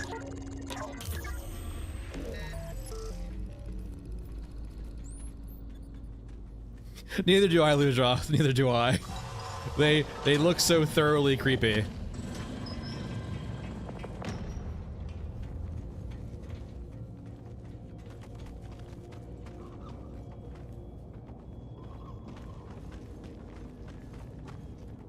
What are you? You're not supposed to be in here. Go back to where you belong. Frickin' grabber.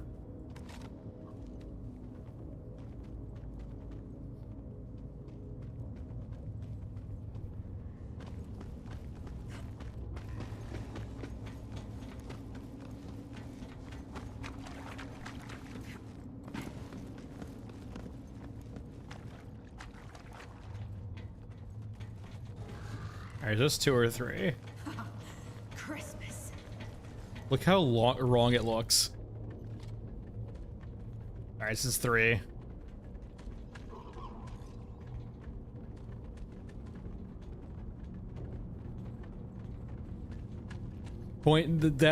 That's Michael. If that's that small, no one would ever have it happen, basically. Like, the one person it would ever happen to would, like, be treated as a conspiracy theorist if they didn't have proof.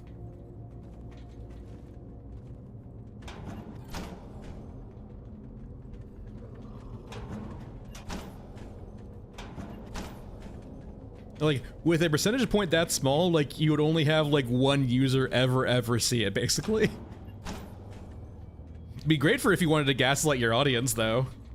If that was something you're into as a developer. Exactly, yeah, exactly. No one will ever believe you.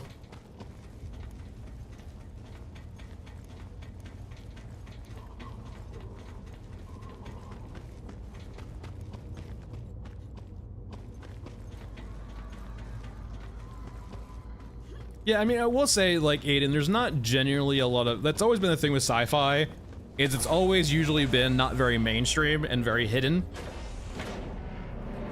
And, like, even the Star Trek you get nowadays, right? Like, Star Trek is usually fairly watered down.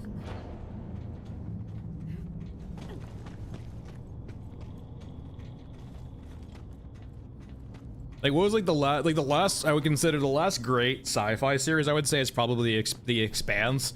And, like, The Expanse is really good sci-fi, but I will say it's sci-fi that doesn't really hit too hard on some of the sci-fi notes. Like, don't get me wrong, The Expanse is a very good sci-fi, but it's not usually, like, leaning into the very kind of philosophical elements of sci-fi. I don't know, that guy. I mean, Battlestar Galactica doesn't, like, really ask you to understand anything about shit. Right?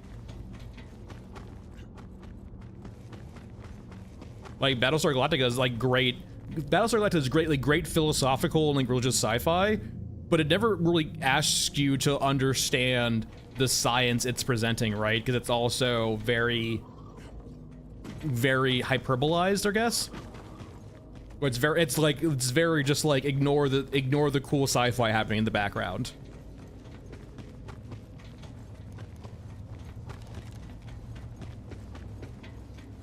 And in a point too, right, I will say it's also about the mediums. Because it's, like, a lot of sci-fi I do think requires almost... It doesn't require, but it's so much easier to do via writing as opposed to, I think, via, like, a medium of, like, of a show, right, with a runtime. God, Grabber, go the fuck away. I am trying to get this radar tower, Grabber. You are being very mean. Could you please genuinely fuck off? I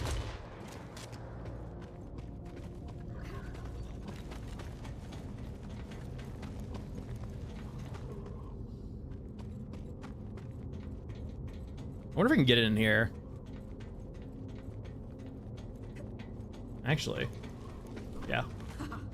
Christmas. You see nothing?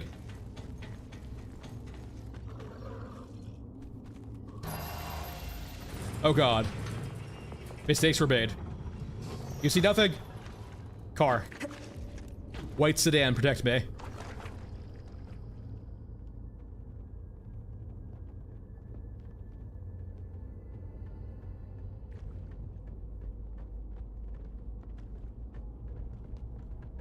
I mean, is it aged poorly or just because it's a real life example now? I wouldn't say it aged poorly, just that it's just a fact of life now that, like, we see it. Like, is it bad or just predicts the future?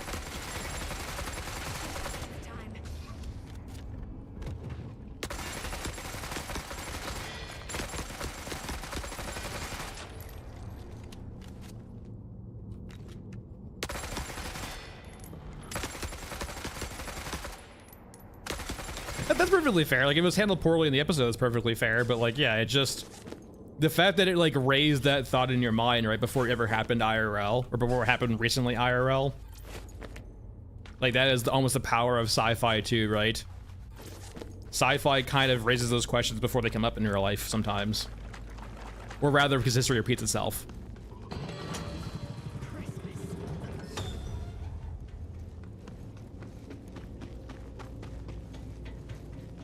I mean, Aiden, though, like, that predicts, like, some people's view on that, though, too, right?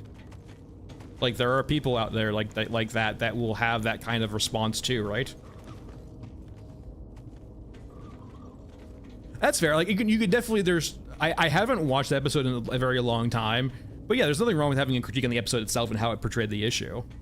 But I do think, like, even if it did it poorly, like, the fact that it raised the issue in the first place is, like, one of the hallmarks of sci-fi, right?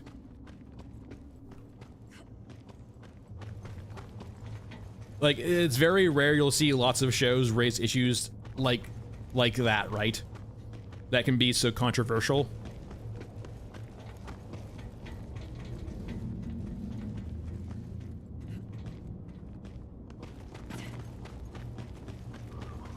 Fuck you, dog!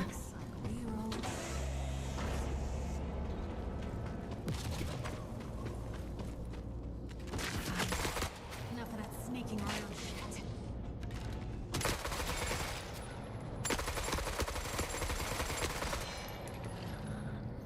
All of that work, so worth it. I mean, I've done what I can, Michael. It will teleport sometimes, but it won't teleport all the time. You can occasionally trap it in there. Didn't I just already... Did you guys run away and then come back? I'm not gonna save you a second time. I can't help you.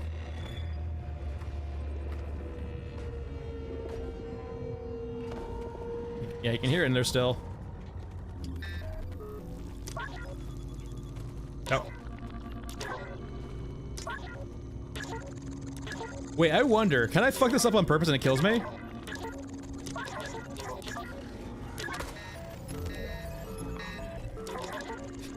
Can I brute force this? Can I make... I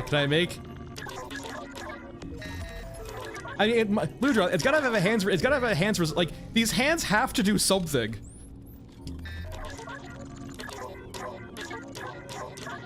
Alright, I'll stop harassing the radar.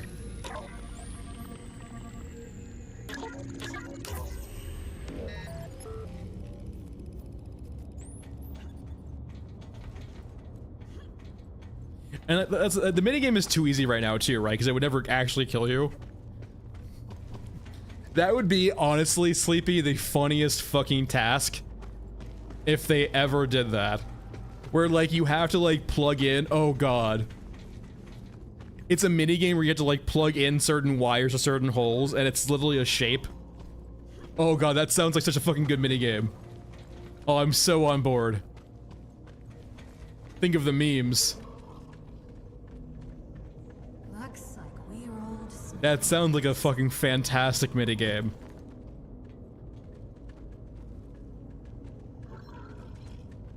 You bring like a hacker kit with you, but the hacker kit involves you having to plug in to the radar tower certain shapes of like certain things. And like the thing is like, right, is it's not hard. Like that's the beauty of the minigame right now, right? It's not hard, but like when you're under duress, it's hard enough. That sounds like so much fucking fun. I'm not gonna lie.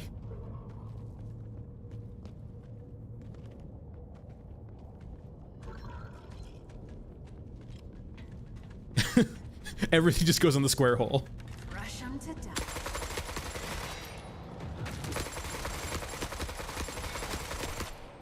Oh God.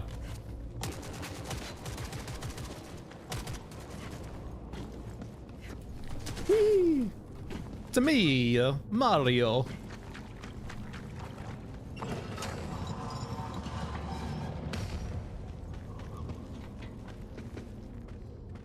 Good.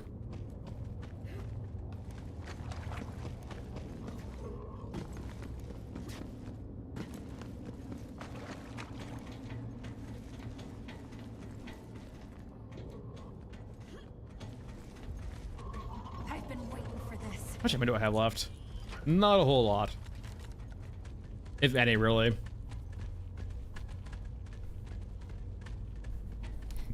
Captain, that's great. 'Cause I wasn't trying to be good. Are you saying I could replace Chris Pratt in the Mario movies? Is that what you're saying? Is that what I'm hearing right now?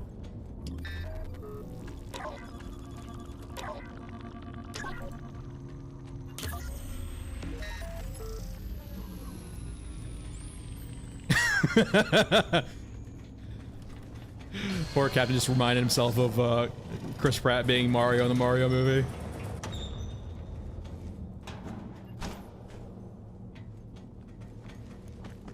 Yeah, exactly. That was my Blue Drop. That was my audition doing the Mario voice.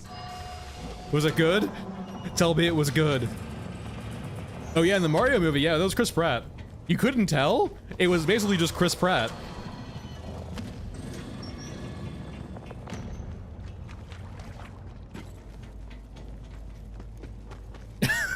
Poor Captain.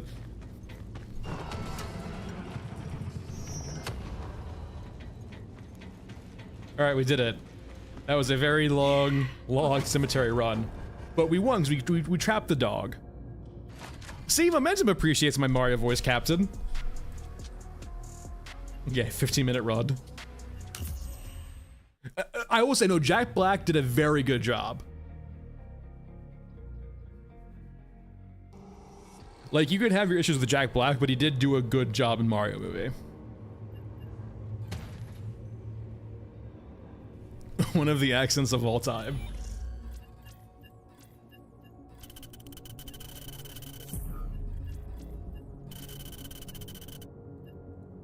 I cannot say I've actually watched the Minecraft movie. I'm not sure if I want to. I think all of just the social media feeds of like people kids going absolutely insane in movie theaters threw me off of ever wanting to watch that movie. I have this sudden fear if I ever watch it, like my poor office is gonna have like popcorn thrown around everywhere. We're not referring, Bob, to Minecraft. We're talking about Mario movie. I cannot speak to Minecraft movie.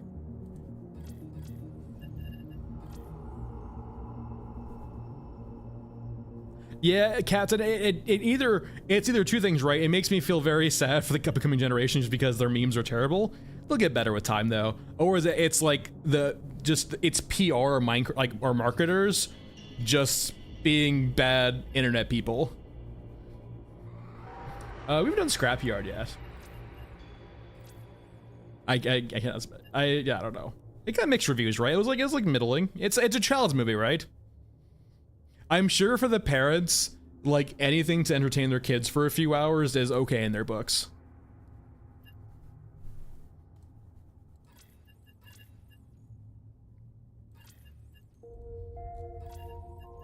Oh, for sure, Ludroth. He has a character. He is a caricature of himself, right?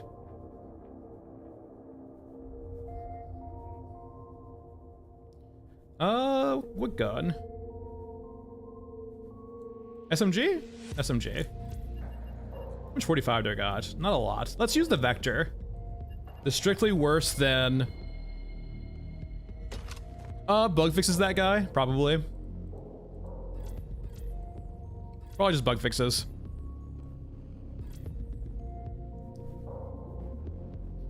Got a Vector, we need a shotgun too. Let's bring a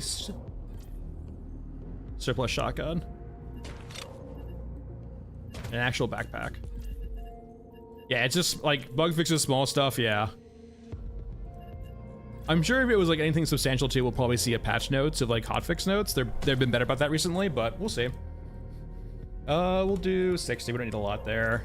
Vector though, 45. Could buy some more ammo though. All right, Grillo. All right, Aramaki.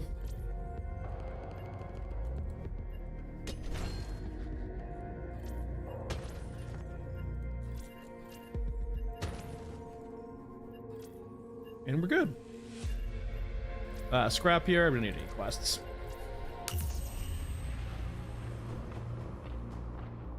Yeah, they're pretty good now, that guy, about actually pushing out patch notes with their hot fixes. At least recently.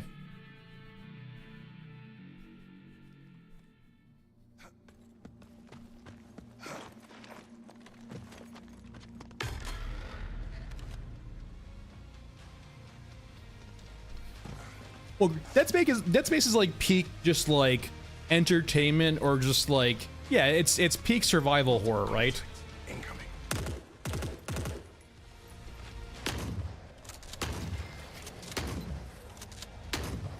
Like it's peak like entertainment sci-fi, right?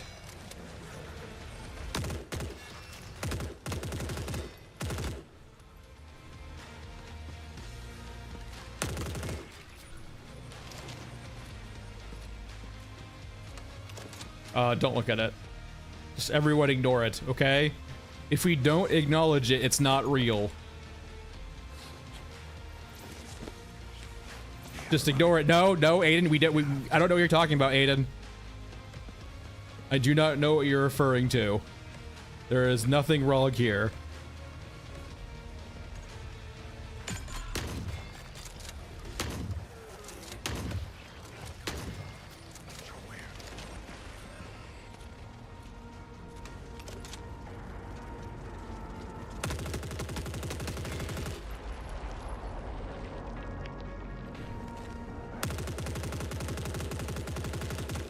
I actually kind of like the bouncing around a bit more, right? It actually makes the gun feel a bit more real.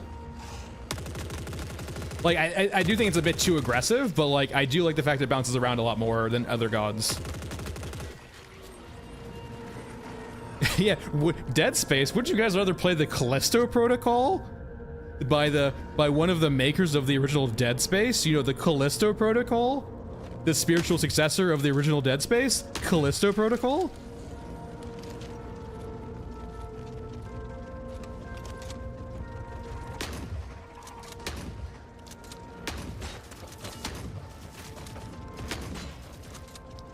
Sir, please die. Well, Captain, I do agree with you, right? Well, once again, we're getting into the whole, when you bring IRL guns into your game, people are gonna expect certain things or certain ways those guns should perform. See that guy? Yeah, exactly. The Callisto Protocol made by the Dead Space guy who made Dead Space.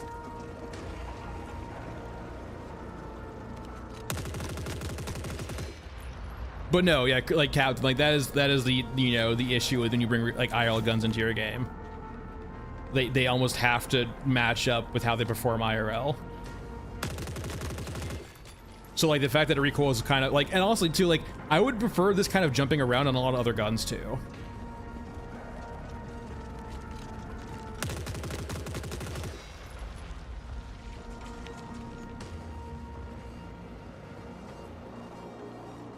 I'm 25, I got a lot to get, we're good. Like this, well, let's go back real quickly before we get into the map. Like,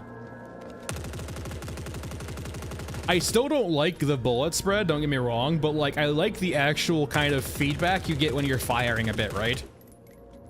I still would rather see the gun, like right now, all that's happening is the gun shaking. I want to actually see like muzzle climber shake, right? I want to see the actual gun, like the actual gun feel like it's moving around, right? Like every bullet should give an impulse to the weapon itself that affects where the gun's moving, right? Maybe that's how they can do it, right? I've never really done like I know about patterns, right? Doing like recoil patterns, but like, what if just every shot added a small impulse to the muzzle of the gun and like you had physics on it, right? Where the arms could move. And you made that impulse a little bit randomized every single time it fired. Oh, 100% that guy, me too. Yeah, 100%.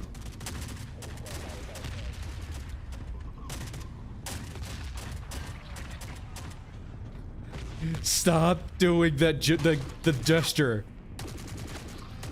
Yeah, I need you to stop. It needs to end. There, I think that's offline. But yeah, 100% that guy. Like having the barrel like be perfectly aligned with where the bullet goes and like how it moves, and having the recoil effect where the barrel is and pointing to, so it moves about, makes the gun feel really immersive and real. A couple dozen more.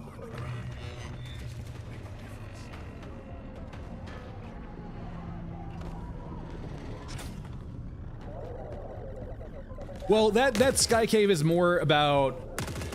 That actually is like a downside, for example, of like having a game where your projectile spawns at the barrel and not the center of your screen, right? So like right now you can see my crosshair, right? But when I shoot, I'm going to hit the wall because the projectile spawns from the barrel, right? But a lot of games back in the day wouldn't do like from the barrel, they would just do from the center of the screen or do a ray trace from the center of the screen. And so like, yeah, it's just different designs and philosophies and like how games are made. I believe UE5 for the most part usually pushes you toward projectiles. You can do ray traced, but like it really pushes you to projectiles. And most games I think do projectiles now too, right? But like that's kind of the issue right now too, where if we fire this gun, it's harder to see with like smaller magazines, but when you have a full magazine of like 100 rounds, it doesn't feel like where the bullet and bloom doesn't feel attached to the barrel. It just feels like at the end of your gun there's a nozzle that they increase the spread of as you fire the gun.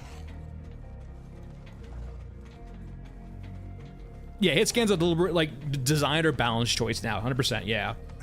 If you want to have the effect of a gun being like pinpoint accurate or like insanely fast like a railgun, yeah, hit scan.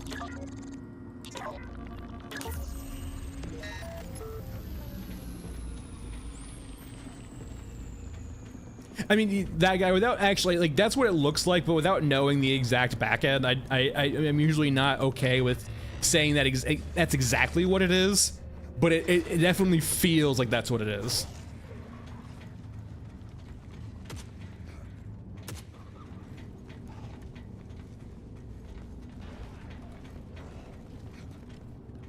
Do not allow yourself to be surrounded.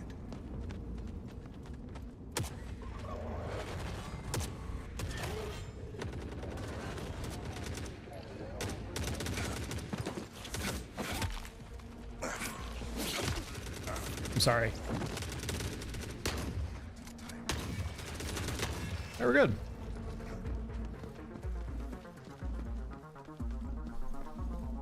Let me bring a Captain, I might do one. The only one I can think of doing perhaps is doing nighttime stairway. I'll probably do that though, actually. That's a good point. I'll probably do nighttime stairway. Tomorrow is not guaranteed. That's like the only map I would probably do it that's new.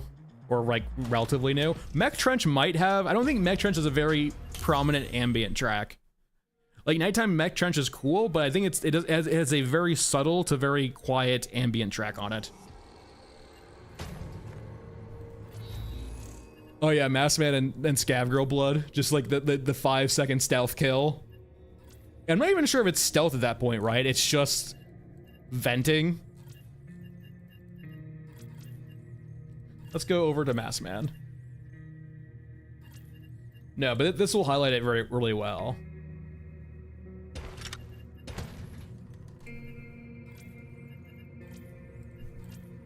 Because we have so many bullets in the saw, it's really easy to see like the end effect of just holding mouse 1 for a long period.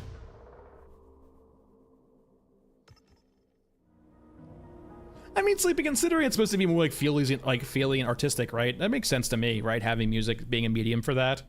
Like, think of all of like, there are just like a movie, right? Movies use like, you know, soundtracks to help provide tension, right? Just like this game does. I hate the surface. Before we actually start killing cyborgs. So like, this is one of the worst cases. LMGs are really bad right now for this. But like, you can kind of see how this gun doesn't jump around a lot. The muzzle is not jumping. The gun is like, it's shaking, but it's not moving around like you would expect it to, right? You're not seeing muzzle jump. You're just seeing the gun shake violently, right? And you can kind of see, if we go out here too, it's just firing in like a cone, right? And like, the projectile is spawning at the end of the barrel and like coming out, but it's coming out in a way where it's like, it feels like it's deviating from a cone, right? Exactly, sir. Like that guy, it looks like that to me too, right? It looks like it looks like basically Bloom, right? It looks like Bloom. And Bloom, like, it was a thing back in like the old Halo days, right? Like Halo Reach used Bloom, but like I would say Bloom doesn't feel great from a gunplay standpoint, at least to me, right? It doesn't feel like the gun is, or the projectile is attached to the gun. It just feels like the gun's the point where the bullet spawns. I mean, Sleepy, I would actually say though, right? We kind of had this back before though.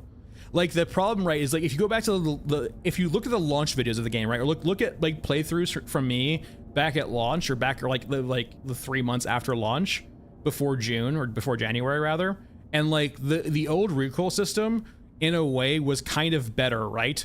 like you actually, the gun was moving around and it was like actually like you can control the recoil, and it felt fun to control the recoil of guns, right? It felt like guns were powerful because you were controlling all of the pent up recoil in those guns, right?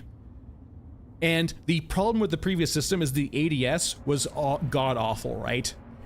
And they have fixed that. They made the ADS actually really good and useful now. The problem is the gunplay, the actual, like, the way the guns feel when you're shooting has suffered for it, like, dramatically, right? If they could keep the current ADS and just add in the old recoil before, that would be almost my ideal, right?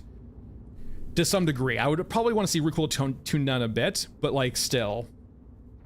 And I think that it's way more nuanced than this, too, right? Like, guns also need to feel different from each other also. Like, SMGs do not feel different enough from rifles, and like LMGs, and LMGs don't feel different enough from rifles, and all that good stuff, right? And then pistols exist too. Yeah, Yuki, I mean, like, here's the thing though too, right? I think the focus is more on the, like, I feel like they're focused too much on the number and quantity of guns and attachments as opposed to how the guns feel themselves. Like, you're never gonna compete with a gun porn game like Tarkov, right? Or rather, in a way, if you want to compete like with a gun porn game like Tarkov, you do that from doing it in a sci-fi way, right? You don't try and just imitate the realistic style and, you know, of Tarkov. You go out of your way to make it heavily stylized. Like, you get on some sauce and you design.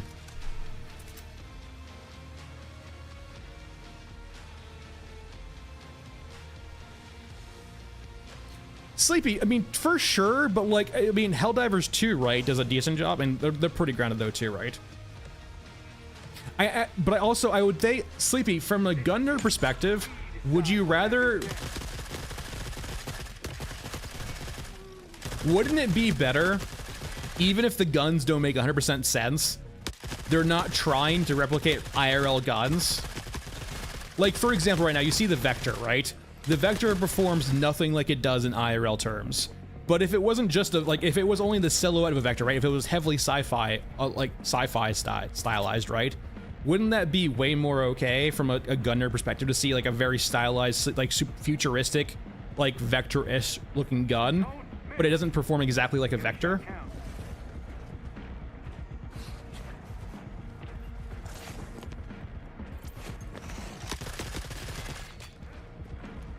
Yeah, the Vector's just an example, right? But it's more just like highlighting that, like,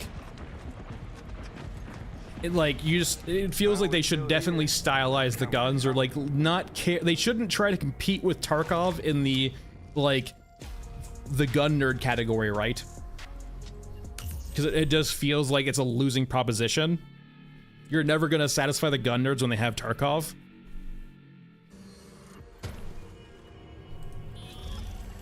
And if you spend all of your time working on just the attachments and the guns and the rigging and the animations and all that, right?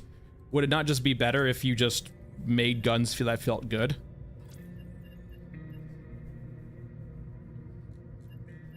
So you, like, felt guns that felt good to use in game, right? Like, say what you will about Destiny, right? Destiny has always had... Bungie has always had very, like, they've always focused on the feel of the guns, right? And, like, for example, Halo Reach. Halo Reach, you want to know why the gunplay wasn't as good as in Halo Reach, I feel like? Because it wasn't designed by Bungie. It was 343, if I recall correctly.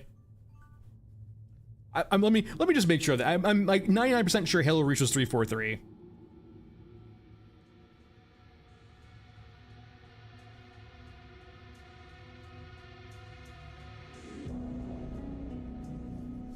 Halo Reach's story was really... Reach was Bungie? Okay. I fucking hate Bloom so goddamn much.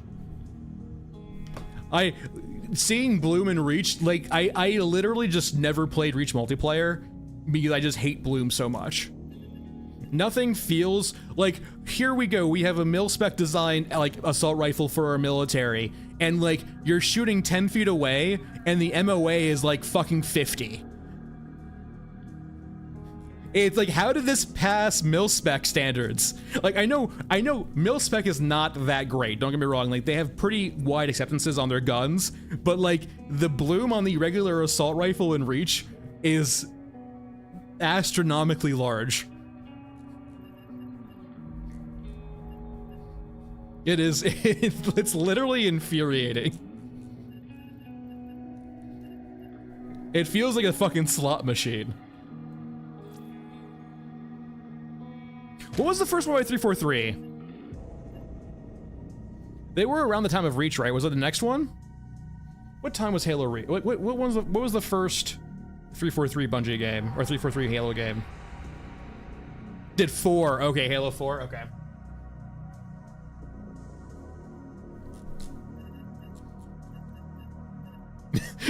Yeah, I do remember 4 not being very well reviewed. All right, Scar.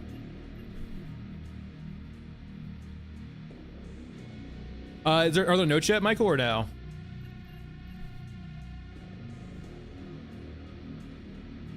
Let me see if there's notes. Other notes. Announcements.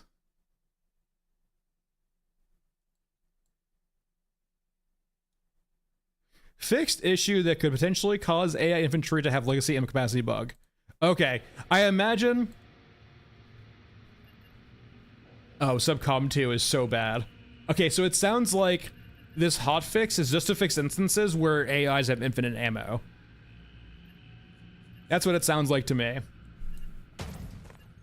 Or rather, not infinite ammo, but like infinite not needing to reload.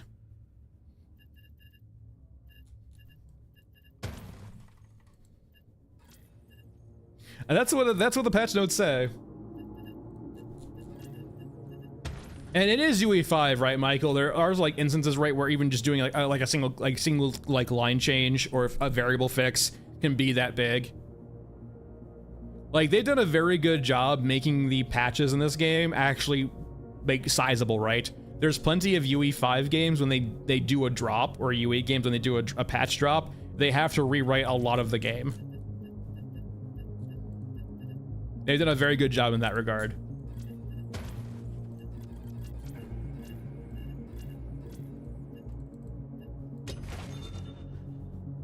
No, like this. Okay, here's the thing. All right, everyone, bear with me a second. We're here while we're talking about the Scar. Out of every gun that we have in here, the only one I will defend is the 50 cal Scar. The 50 cal Scar is them actually modifying the guns to fit their setting. Every other gun right now is just essentially a rip from an IRL gun with no changes at all to accommodate for their setting.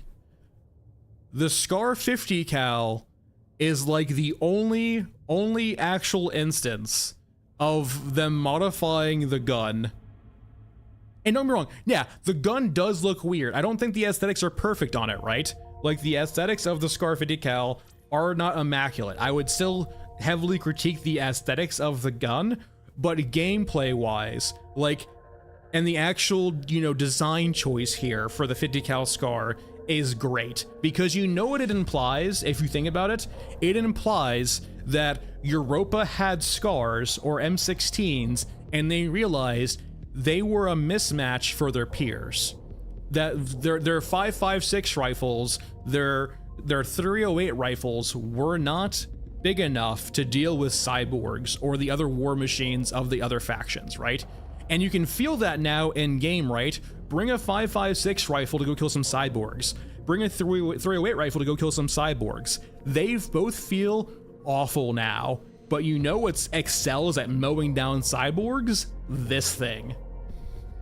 This thing feels like the perfect iteration for a faction that's stuck in like old technology to just like iterate upon, right? You know, everything be damned, we do not care about anything ergonomic wise. We are going to throw a 50 BMG into a Scar and we'll make it work. If the barrel life is shit, if the gun only survives for like 100, 200 rounds, they don't give a shit. Like, this is the only instance where it feels like they actually iterated upon the guns, and gameplay wise, it feels good for that. Because all of the other guns feel like cop-outs to that degree, they haven't iterated upon, this is the only one that feels good. Yuki, I think this gun never did, I do not think this gun should have a silencer. I am actually pretty opposed to silencers in this game. I think the game suffers a degree from having silencers be ubiquitous for most guns and prevalent for most guns, right? I'm okay if those guns start feeling weaker overall. Like, that's a fair trade-off for your guns to feel very weak. If they're silenced, that's fair. And I think that's a good trade-off, but like, this is like, you get the power of this thing, right? And like, and you get the downsides of it too, right? It is the only gun that I think feels appropriate and good to the setting. I still am not in love with it aesthetically, but like, gameplay wise, out of all of the guns in the game, except for maybe Painless, it feels great. It feels like it fits the lore. I would change it aesthetically still, but like, the gunplay feels good for it too. It still has the issues of the other guns, right? Where it has that bloom, that deviations off the barrel, but like, other than that, out of all of the guns, it feels, all of the other guns feel very similar. This is the exception to that rule, right? Where it breaks that paradigm. Anyway, let me bring some that's Sky Cave. Let me go ahead and get some extra components here too. What are they called? There we go, drills. One drill's enough. Actually, let's bring a few more drills. Eisenberg.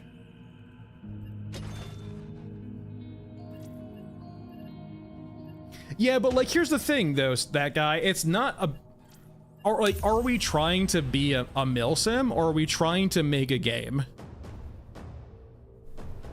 Are we trying to introduce balance and nuance between the guns that they feel different and have different gameplay implications? Or are we trying to make a mill sim? This is not Frozen Swamp, god damn it.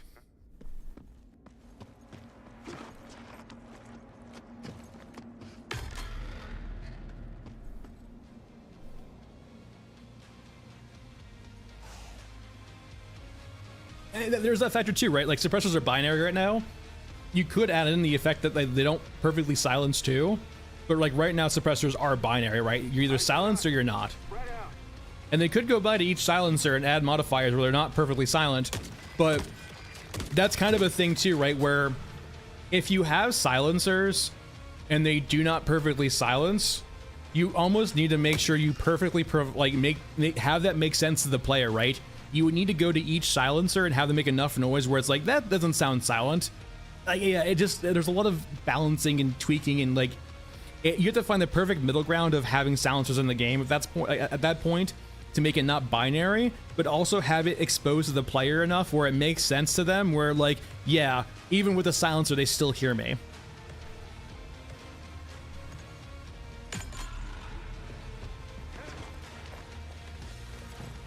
For sure, trash. Like, I mean, like, once again, that's getting to like complex solutions to the problem.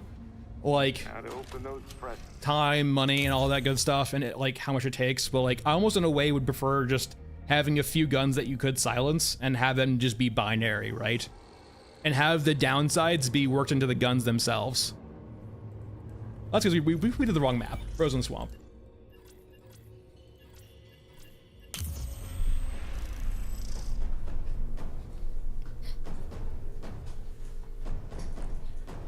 And like, if you're gonna want to push the game to feel like you're not that guy, or you're, you know, rather you want the game to feel harsh and survival oriented, your foundations are very important there, and the design choices you make on that foundation, and one of those being the gunplay, right?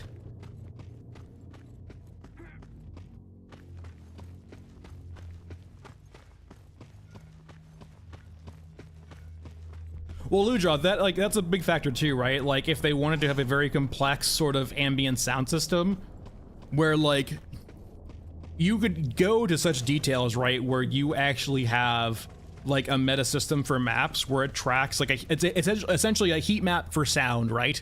And so when you shoot your gun, you have a sound signature. And if you do not pass the heat map sound signature for your gun, it's essentially as if you're firing silently, right?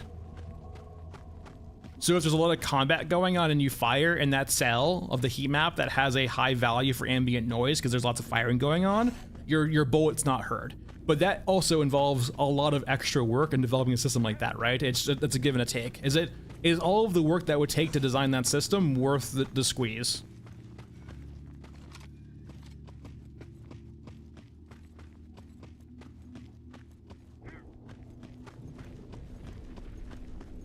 And is it performant too, right? Would it take up too much performance also, right? You only probably get so many of the systems before they start bogging your machine down.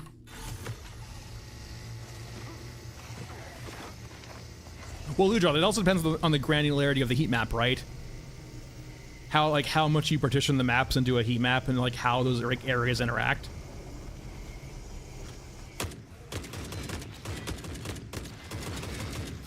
See, wasn't that just swell, just mowing down some cyborgs? But like what we're describing here is a very like granular and meticulous kind of system that would make the game feel more immersive, but is the juice worth the squeeze, right?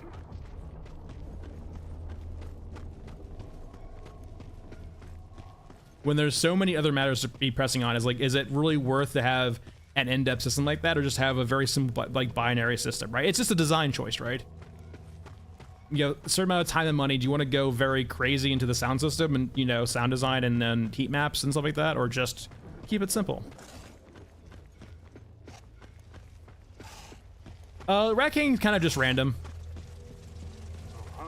I think they spotted us. Well, that guy, it's more of a system that you would probably put out with the actual a system like that, almost like foundational, right? You would work that into the it's not something you add in later, because naturally when you add it in, you have to balance around that system, right?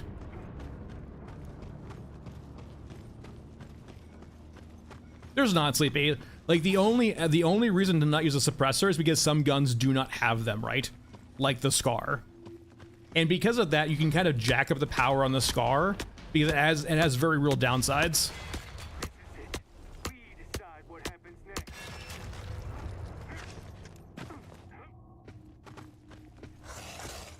Sure, we'll go up the staircase, why not? I think I've banned a lot of them, but I also think, Captain, it's just that, like, maybe they've learned that I'm not gonna buy into fucking buying viewers.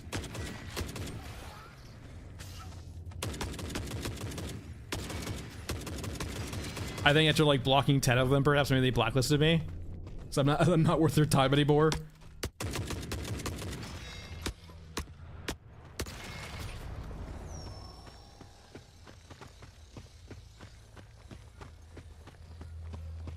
This is gnarly. I think this is fairly new, I think. I don't remember seeing this before. So very creepy. Here's the... I want to talk to their map designers so much, or just... I feel like... This is so fucking cool. I've never been... Oh my god, I love this so fucking much. Oh my god, so cool. I fucking love this. The bridge with the corpses, this is so immersive. I love this shit so much.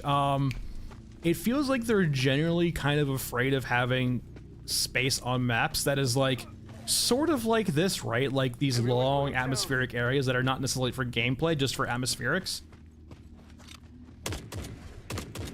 Like almost in a way, their maps feel, it's weird. This is gonna feel probably very wish-washy, right? Because I'll blame their maps for feeling pretty POI empty, but at the same time, so many of their maps feel like they're afraid of utilizing space very aggressively, right? Or rather having alternate paths, right? Or layering, I don't know. Maps don't have enough to them right now, but they also don't have enough pathways and just choices and variations and just like... just small little areas like that that aren't going to like ask you to kill things, or they're gonna have only very limited encounters, are just so like the little like side vent areas on Elephant Mausoleum, like that little thing right there. Just small things like that are so cool, and they don't have to like create. Like, what I'm getting at here, right? Actually, the overall point is it feels like they do not want to add things to maps that almost don't feel like they're new, right? They want everything to be insanely bespoke, which is awesome, by the way. Like, that's fucking cool as shit.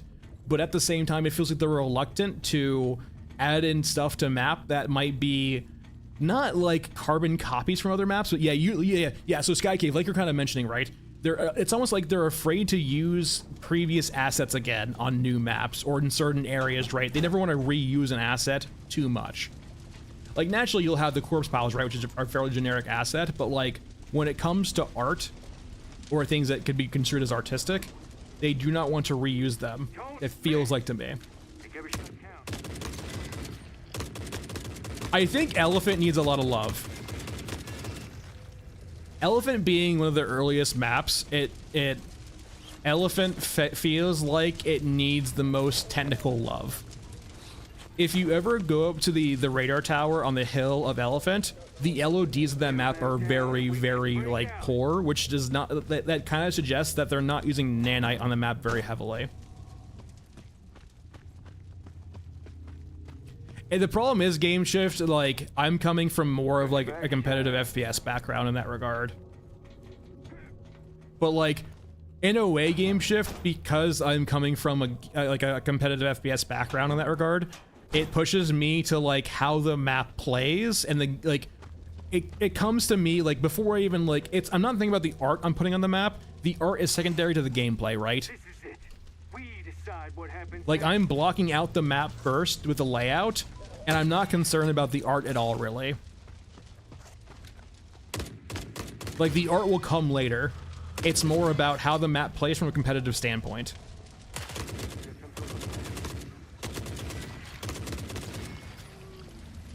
Which is very, like, would not do well in a game like this, right? Because it's like, this game needs to be, like, artistically minded. But, like, I think there's a half, like, a half measure, not half measure, but, like, there's a balance, right, between the two. I think they heavily lean a bit too much into the artistic, and they're not considering gameplay enough. Do I have a bomber? Let me go get an explosive real quick. Wait, we're gonna get Captain Shin at nighttime. Oh no. That's scary.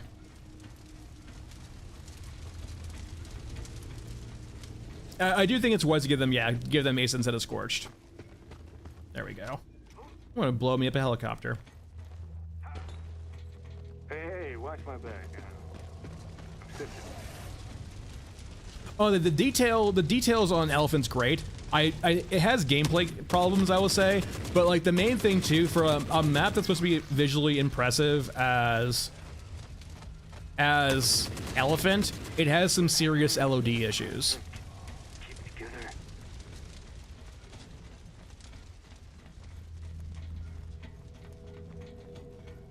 together. Yuki, you need a railgun essentially to kill him. Eyes on us. Spread out. Well, Sleep, I mean, I don't think they're here about making it, well, I don't know. I would have to talk to their map designer, right? Like, there's a lot of long conversations to be had, I feel like.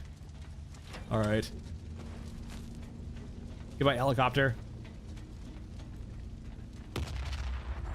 Nothing possibly bad will happen here. Ow, the insta-stagger.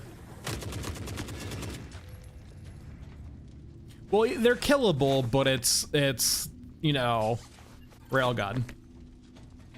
I mean, the Orgamakin Grabber's the same way too, right?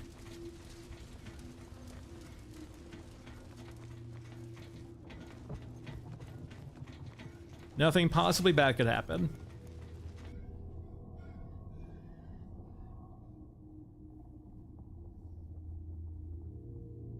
Captain Chin, we meet again. His name's not Shield Officer, it's Captain Chin.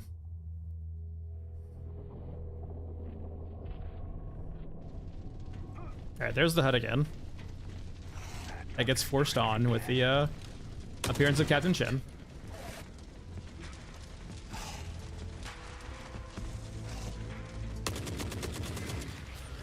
Ow. CVP. There we go. Soundtrack.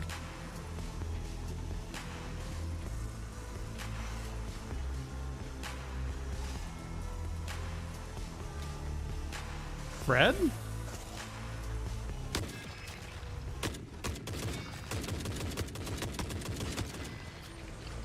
Carrie, do you mean the hotfix like an hour ago, or do you mean the May patch? You have to play the hotfix for... I'm still on the old, previous, not hotfix version of the game from like an hour or two ago.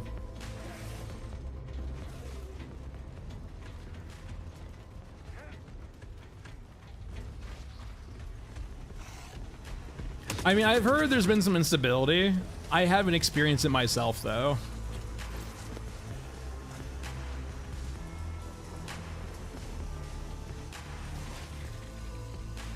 Alright, try to leave.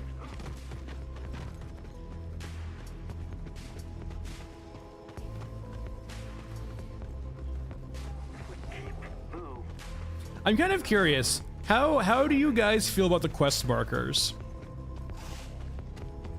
Do you feel like, I'm kind of curious, this might be kind of like a, you know, we might all be like, you know, hive-minded here with, you know, Chad and myself, but like, if you, okay, imagine this, right? Imagine if you were a player coming in new to the game. Does something like being abstract, like saying the train on frozen swamp, like, is that enough of a clue for you, or do you need to actually see a quest marker?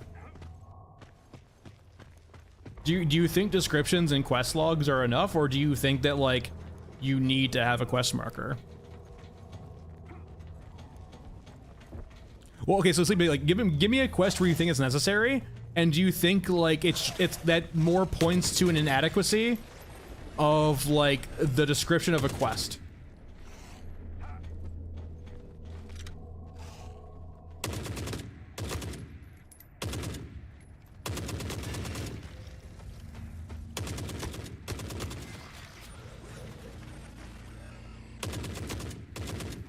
Well, like, if you...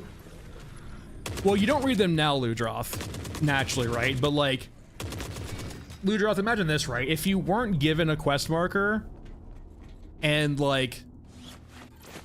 Exactly, right? But, like, if you're given a quest to go, like, find something, right? And you're not given a quest marker, but you're given a description in the quest log, right? I feel like that's a fair compromise, right?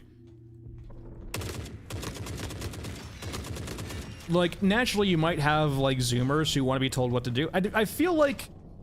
I don't know. I feel like in a certain way that the quest markers feels like they're trying to appeal to an audience they would never get anyway, right?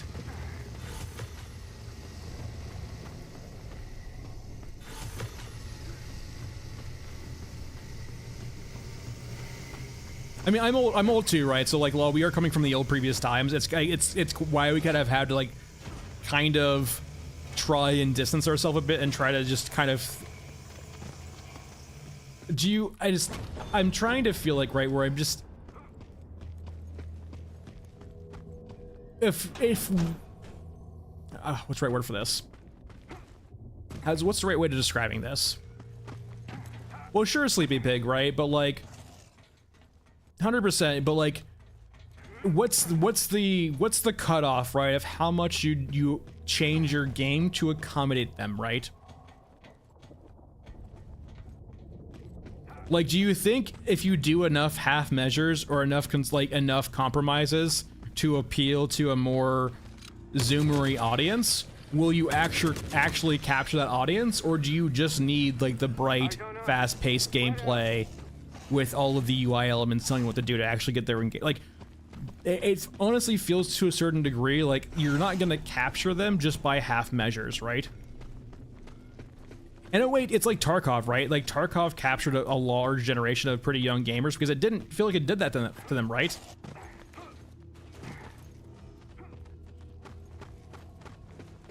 Like, sure, you can claim it in the terms of accessibility, but like,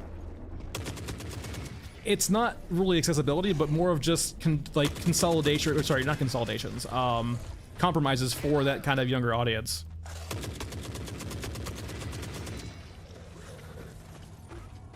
Well, rather Sleepy, right? When you, that's kind of an aspect of it too, right? Where if they are so inclined to go look up an external guide, I feel like that's A, your point, right? But B, also that's fair, right? If they want to go opt out to a third party, you can't control that, but you shouldn't try to, right? Like if someone's opting into like going to a third party, oh, don't get me wrong, Tarkov's quests are really shitty, like 100%, I agree with you there. But like, there was the proponent of Tarkov, right, where like whenever you first dived into Tarkov, because it was so obtuse with its like telling you how to play or what to do, there was that large period of discovery, right? And if people wanted to skip that, they could, right? They could go watch Pestily guides, they could go watch Ludroth, they could go watch streamers play the game on their behalf and learn from streamers. But they had to opt into that, right?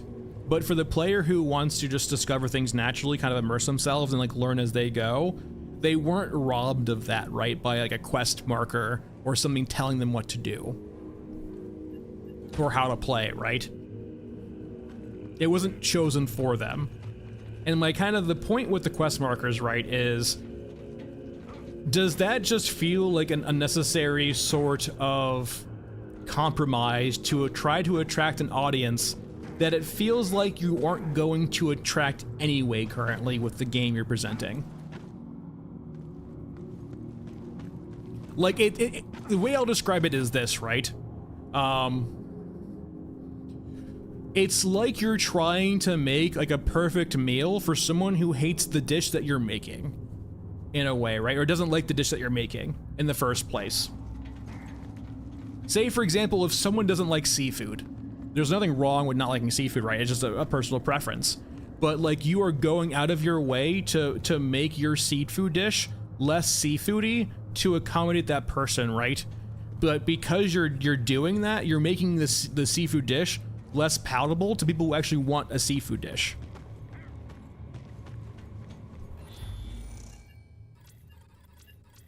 "100% Sleepy Pig." There's definitely like manuals don't exist anymore, right? Like, and then Delta, my analogy sounds confusing.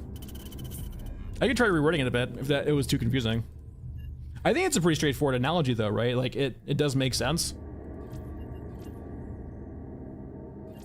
Like it's you trying to compromise the integrity of something to accommodate someone who doesn't even like what you're trying to do in the first place. Well, it kind of is, Delta, right? I do think it's kind of, it is watering down the intentions of a game like this to accommodate to more people, or attempt to, right? You don't know if it is going to or not. It is the intent behind it, it feels like, but you don't necessarily know it's going to do that, though.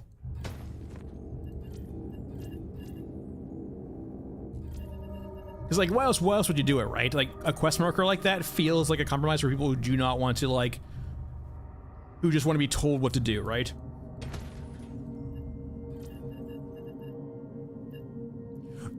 Law, 100%.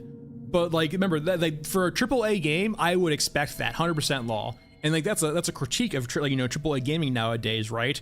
Is all the UI elements, all the gamified objects, right? Them telling you how to play the bright contrasting art styles, right? So they're good for streaming. 100%. That is the gaming industry AAA, you know, studio thing, right? 100%. But like, we're not dealing with that here, right? And in a way, is this game not supposed to almost in a way protest like the current culture in AAA gaming? Especially on the developer standpoint, it feels like. Exactly, kind of like Michael, yeah, adding like Fortnite functionality into Tarkov, right?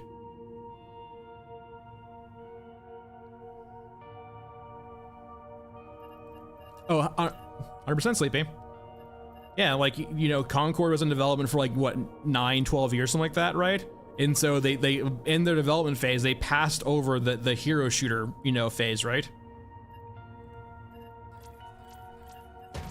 Just like, for example, all of the games now that are extraction shooters coming out, they're kind of coming out on what I would say is the tail end of the popularity of the genre. In a way, like, I would say right now, we're in the waiting room for the next Tarkov, right? The next game to kind of experiment or fall into essentially a new genre. What map are we doing? Frozen Swamp Stairway. We've been on Mesa in a bit. Let's do regular Mesa. Yeah, I mean, people are fully exploring the space right now, Sleepy, right? People are exploring what they can put on top of extraction shooters. Or they're trying to boil it down to its roots. You can probably just go look at Steam charts, right, Ludroth? Just go look at Steam charts. The only things you wouldn't see on Steam charts is Minecraft and Roblox. Only 2 blind sides you won't see from Steam charts.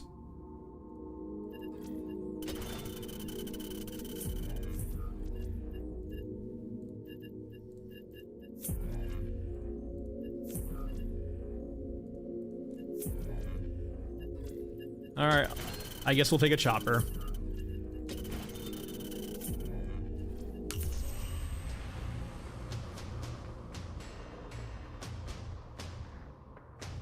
Well, Blooded, as a person who has never ever installed Roblox on my machine, I only have like secondhand experience of how big Roblox is, right? Maybe. Like, I know Roblox is big because of their company size. Like, that's the only thing I know about Roblox, right? Yeah, like, I know they're popular, don't get me wrong, but like, I have no understanding of how popular it is in metrics wise. I just know that they're big.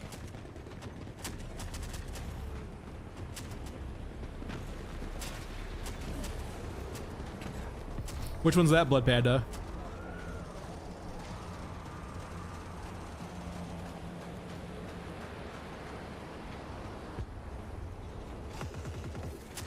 What the? Ow, my goddamn face! You weren't even aggroed.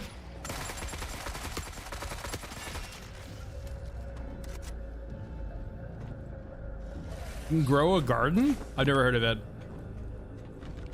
Don't get boxed in. I mean, if we're again, Roblox has a lot of issues. Roblox is literally it was like 2-3 years ago, right?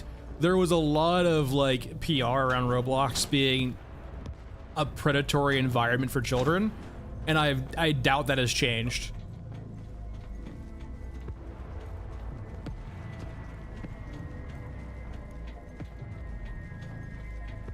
Yeah, like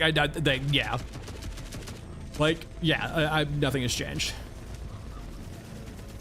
Oh, it's literally it's a new Roblox game. Understood. Okay.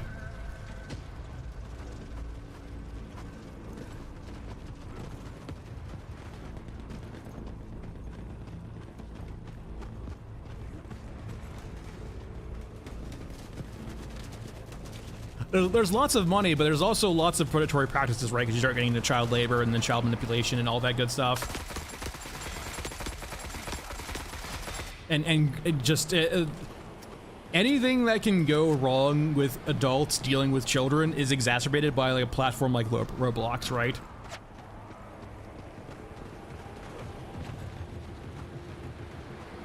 I remember like the video I was watching like 2 or 3 years ago, right? Was basically talking about like, you know, you would have these young, you know, preteens to teens, right? Basically being used for labor to make Roblox games for profit, right?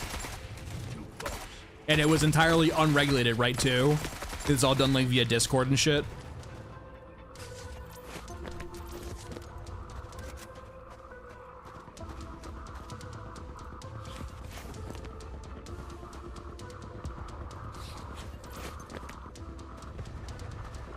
And not to mention too, right?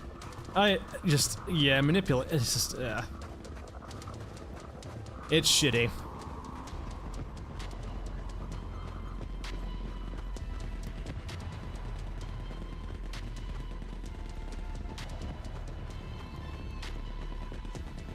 Well, exactly, right? And because it makes money, the second money gets involved in games like that, the incentives become very perverse. It becomes about, like, it becomes about making money, right? It's ridiculous. And, like, it's not regulated too, right?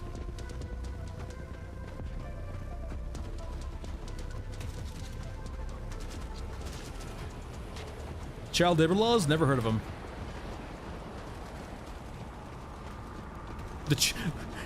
I guess it's not the child yearn for the mind. The children yearn for Roblox development.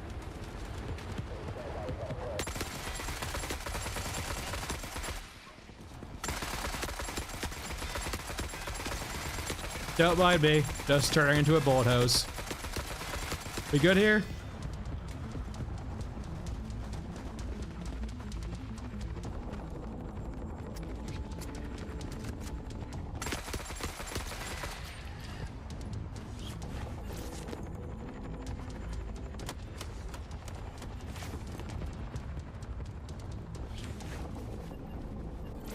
Well, the problem is this, right?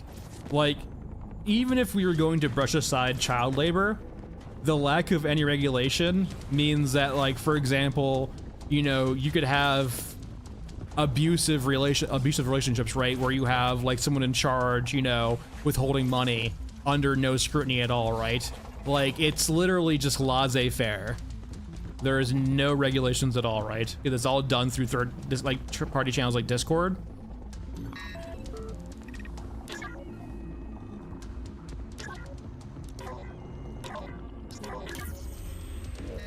It's like, and like because the, you know, bad actors wasn't getting away with it on a platform like that. That's what they do. They manipulate and abuse and just, you know, use it as a means for profit for themselves.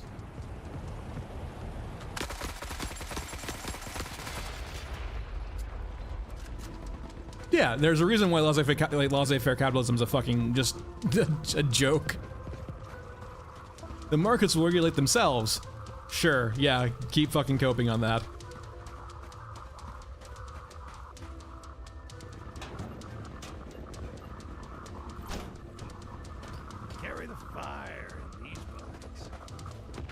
I mean, I wouldn't categorize helping around the house as the same, right? We're getting into very nuanced discussions, which is, I guess, fine, but, like, I wouldn't consider chores the same thing as child labor. Because, one, you're not profiting off your kid, really. I mean, you could kind of squint your eyes and say it, right? You're not really profiting off your kid doing chores around the house, right? Chopper? Never good.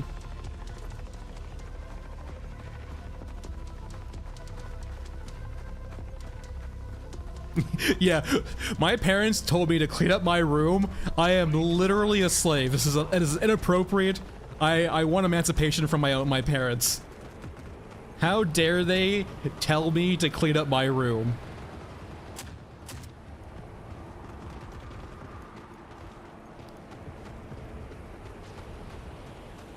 Well, it's teaching the law things too, right? Yeah.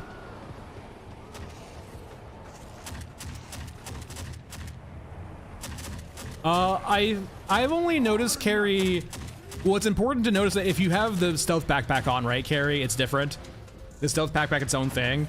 I know that, like, for example, Gunhead has its own. I'm not sure of the granularity between Old Man and Scav Girl outside the backpack.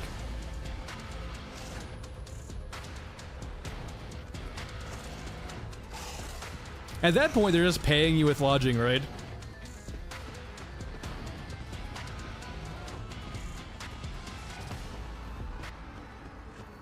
That guy.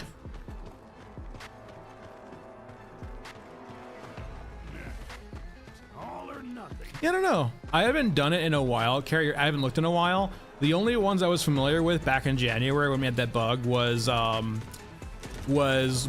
Gunhead having different radius as opposed to a Scav Girl and all the rest of the characters. And they might have changed it a bit, but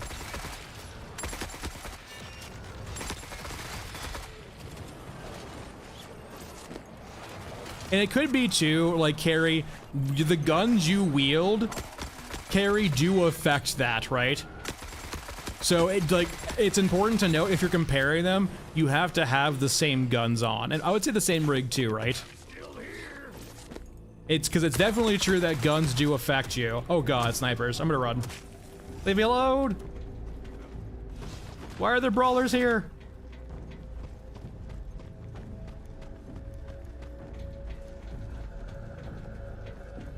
Actually, I do need the ammo part, actually.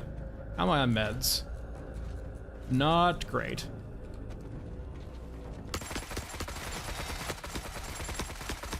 Go away, brawlers. I can't see you, but go away.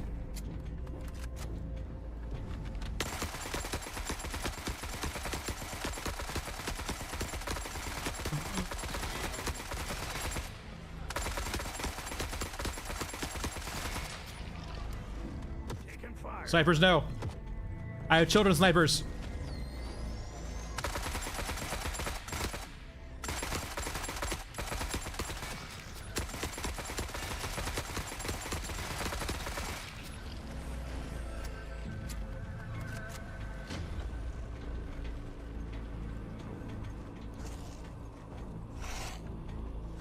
They spawn down there again.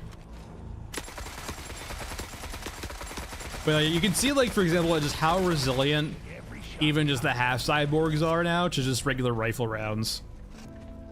I do think some work needs probably be done on, like, how they respond to getting shot, but, like, that's a separate thing entirely. Like, the Scar feels so good now because of how it compares to these rifles. All right, where's my ammo component, please?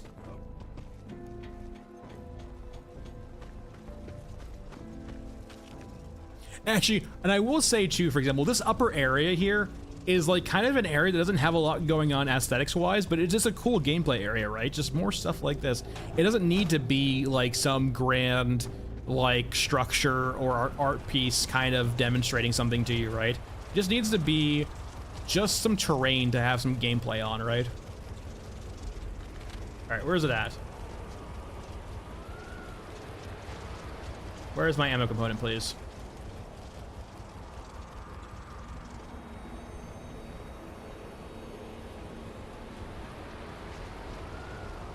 Ammo? Oh, let me turn the HUD on.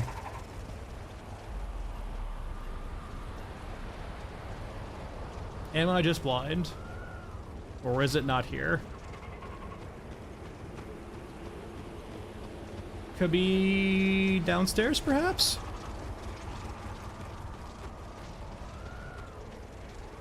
They ate it, those fiends. It's not up here.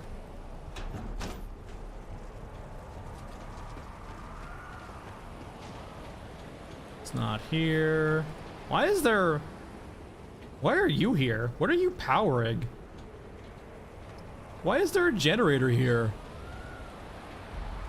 I've been robbed, Michael, is what you're saying? The game has robbed me?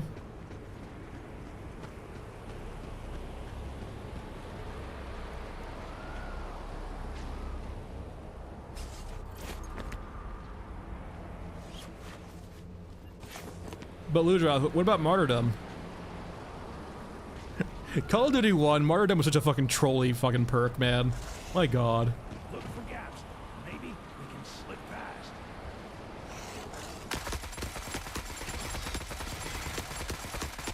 No, sleepy. But like that's the thing though too, right? Like I'm like hold on. I don't like it's the searching and exploration is actually a cool part of it, right? Like trying to find where it is. I don't want somebody to tell me where it is, right? I want to actually go find it myself or like learn where it could be. Oh, well, that's unfortunate. I don't think everyone ran Martyrdom. It was kind of a memey pick.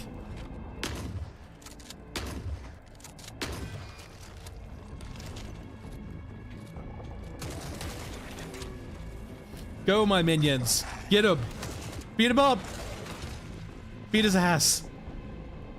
Hold on, I'll stop him. Get him. Maybe we can slip past. Yeah. Eat his kneecaps. Ow, hey, what the hell? Where are they hitting me? No, stop it, protect me. Why are they hitting me? Is their cleave that big? Hold on. Protect me. Just stop hitting me.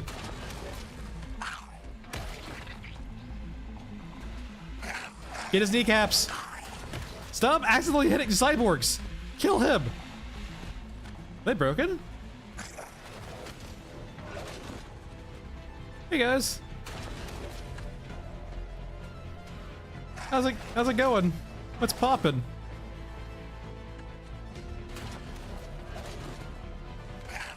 I wonder if they could do, I know I've said this before. I in a way would not hate the concept of like QTEs. Imagine if like a bunch of these cyborgs like essentially crawled on you and like kind of dragged you down and started mauling you, right? How cool that would be. What's up with you guys? Are you guys the new Fred? Well, Fred's a cyborg, so I guess we'll call you guys Carl. Hey, Carls. Friendly little Carls. Nice bayonet you have there. Very nice bayonet.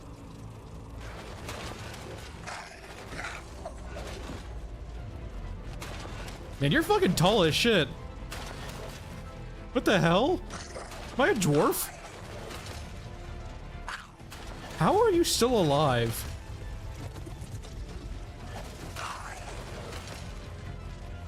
Oh, hey.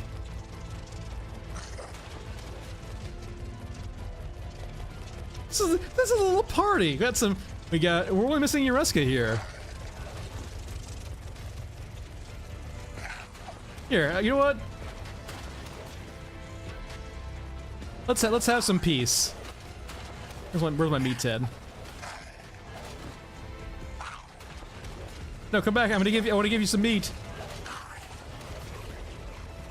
Where the hell is the meat tin? Actually, alcohol will work. Come here. You can have this. You want a drink? No? You don't drink? All right. I mean, I don't think they're killing the cyborgs at all. You didn't want a drink. Hey, stop that. Hey, I said stop that.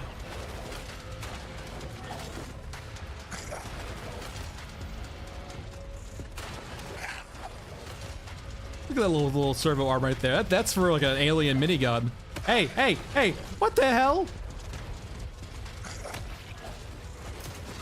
Uh-oh, there's bullets firing now. It's not good. Well, I'm gonna head out. It was nice talking to you guys. I'm sorry you guys don't drink alcohol. Bye, Carl.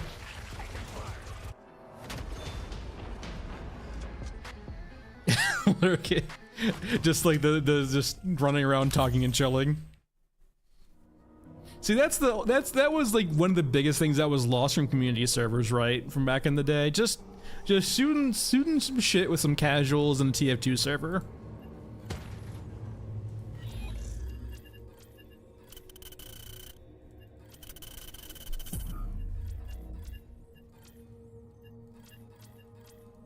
Man, our poor short king of wait, that was old man. We were playing old man. Short king, old man. Oh, I have bad news, Sleepy Pig. We do not have higher up with factions. Hold on. Yeah, they should not like us.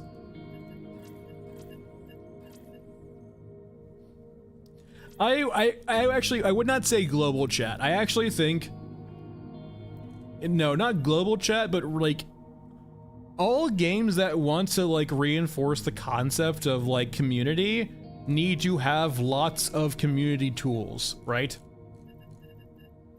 And it's more than just a global chat, right? A global chat's not far enough if you're talking about a big game, right? Like all TF2 needed, right, was text chat, voice chat, and team chat, and that worked perfectly fine. And community servers too, right? Like you needed a place where people could like consistently join to, right? What? M16, M16. Quam, I've had this account for a while now before wiping. I do have issues with some of the thumbnails sometimes. I'll have to back out and go back in sometimes, but like, yeah, it's a little buggy. I think a lot of these thumbnails are like stored near the save files, so maybe I just need to go purge them eventually. I'm not saying to do that, but like I might experiment with that in the future. Because I get quite a few UI bugs in the inventory screen. All right, nighttime stairway, go. I don't think we need emotes. I don't think you really needed emotes in classic TF2. Well, I think you have the base emotes, right? I think. Oh. It came true.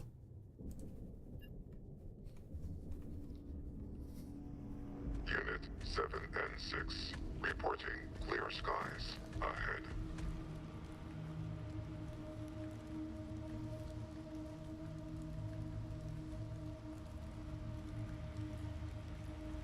No, that's actually too close.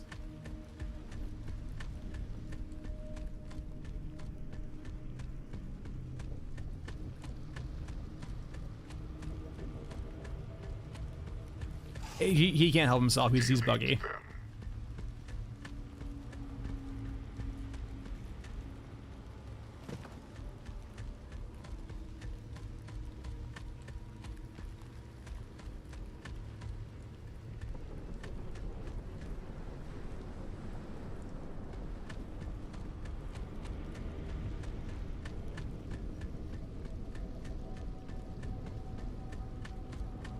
Isn't that? That feels like a very possible jump to do with a pneumatic jump.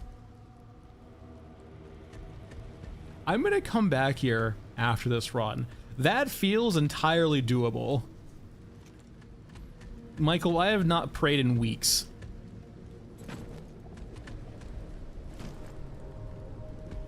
It's not real. What do you mean? What do you mean it's not real? It certainly looks real. Are you saying that everything you see is not real? We're gonna find out. They actually, I think they don't have invisible walls. I think they strictly stick to minefields, even in like unplausible locations. 6. Close combat authorized. Well, you need momentum, right, Michael? But it'll give you extra height.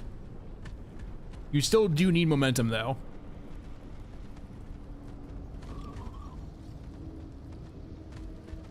Look at the look. Hold on. I'm a robot too. Hold on. No, I just wanted to join your conga line. Close combat authorized.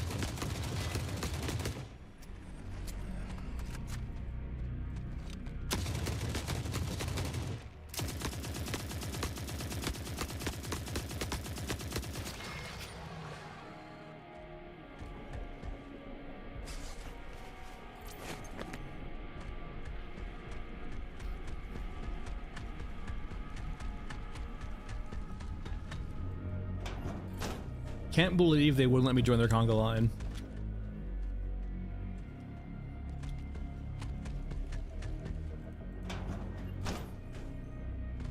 Can't believe it.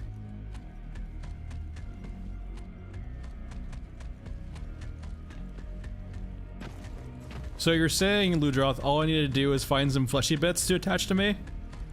Is that what you're saying?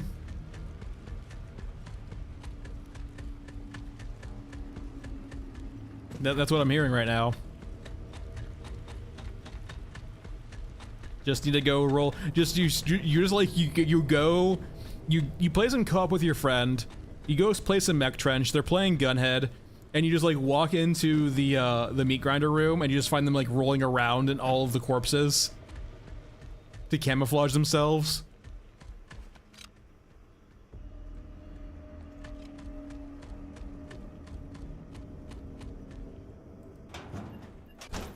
How? I've always seen like videos of Kenshi and like videos of like pictures of a Kenshi and like, is Kenshi actually fun? I've never like ever like even like considered buying it, but it sounds wild.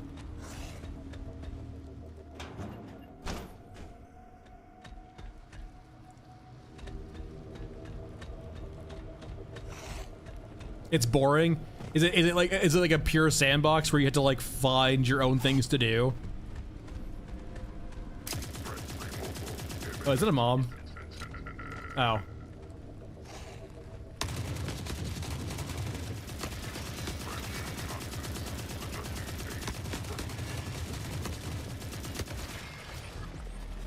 Just keep running, just keep running. Oh, it's like really time gated, or like really grindy for a PvE game? Ooh.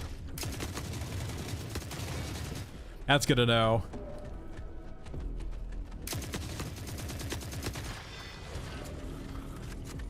Initiating protocol 726. Close combat. Authorized. I wouldn't say Rimwood's boring though. Rimwood's great.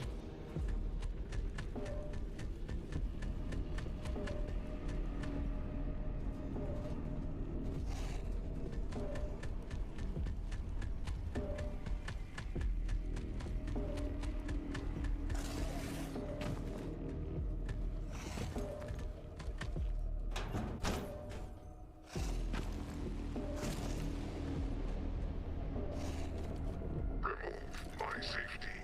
Oh god. Hi guys. Are you coming to worship me? It's almost like I have a flock of like Rat King supporters here. Look at them. Worshipping me on my pedestal here.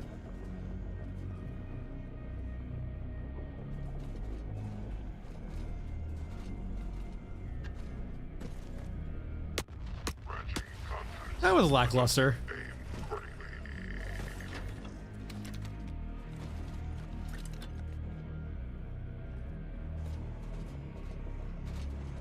Alright, well, it was nice talking to you guys, but I have no sermons for you.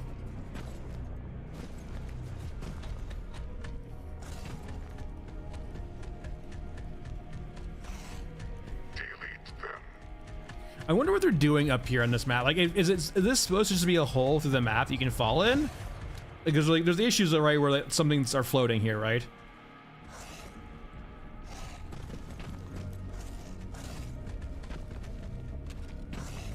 Like, is this supposed to be just a hole through the stairway, or is there like supposed to be more here eventually?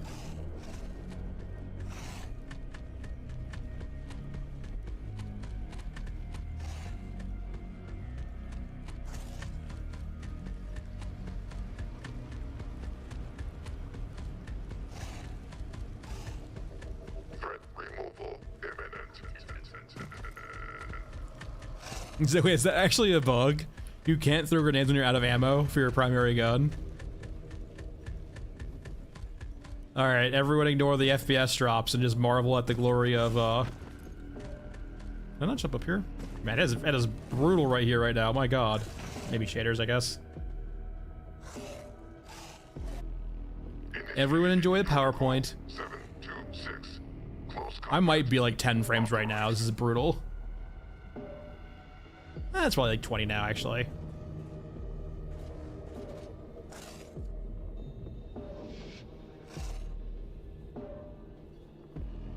Alright. Everyone enjoyed your court-mandated atmospheric view, or I guess ambiance view.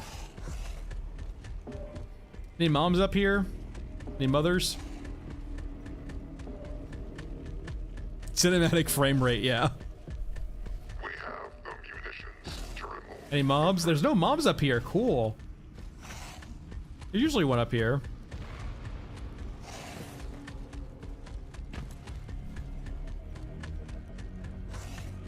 Interesting. Hello, minions. Come worship me again.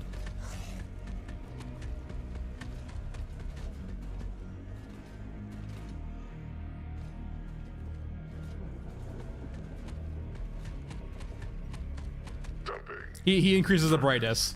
I actually, I'm not gonna lie to you guys. I actually do increase the brightness already for the game too. I do it not by very much though. No, I am sure he is jacking up his gamma though, because yeah, like YouTube does not compress dark videos very well, or really anyone does, right? But no, I do. I think my capture card makes the game a little bit darker, so I do increase the brightness a little bit, but not by much, or the exposure by a little bit, but not by much. Basically enough where you should still be able to see what's going on, if I can see what's going on. But it's not like, I could jack it up where it's a bit more whitewashed out.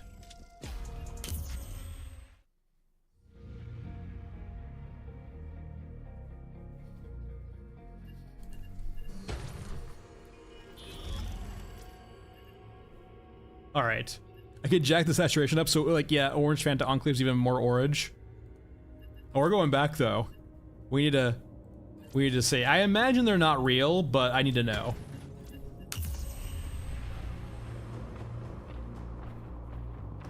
I haven't done it in a while, Yuki. I haven't tried to do it in a while. I've been able to do it before. He spawns in a few locations. He usually will be in a corpse pile, Yuki, like either in a skyscraper or one of the side rooms. Maintain spacing. The sector ahead contains. Oh, interesting. I mean, it's usually a set body somewhere, right? It's gonna be a particular body, not just like one of the corpse piles.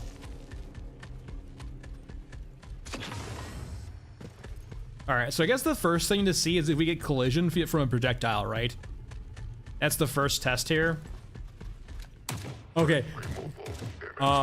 That's not a good sign. That basically means this probably does not have collision. That almost assuredly means we don't have collision. Oh yeah, that's not a great look. So I need to find a way across that does not utilize these. It's not real, it's fake. That's definitely too far with these being out of the question then.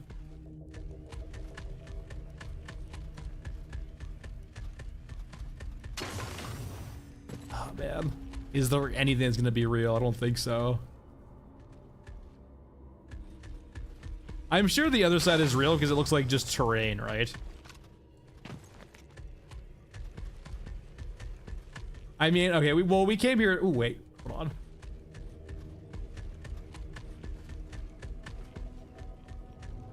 Are you gonna slide me off? We're good.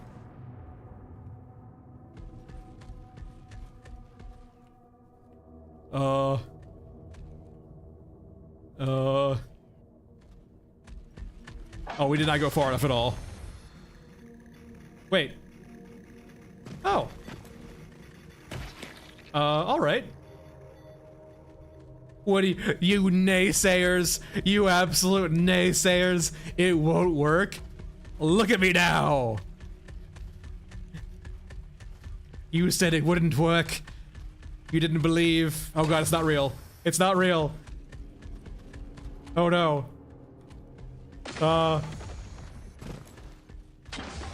Reality is a lie.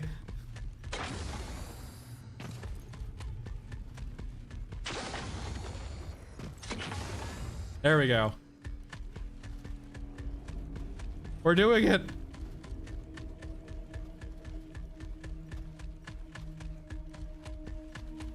We're finding freedom. Gunhead's going home.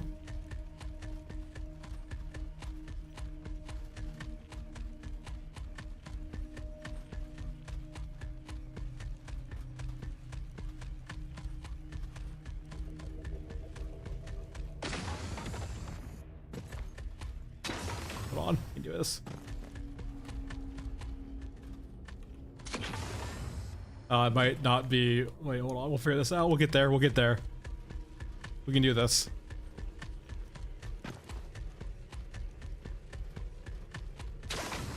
There we go.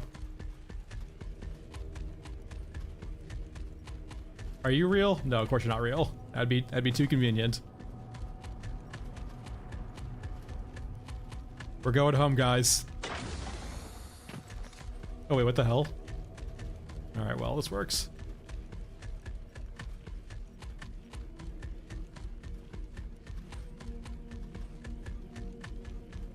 Perfect.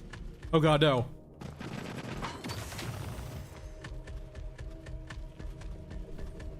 So all we need to do is we need to clip the previous part where I was jumping across to this part, and that way we can make it seem seamless. Right? That's how it works. So we're gonna do some movie magic. Movie magic.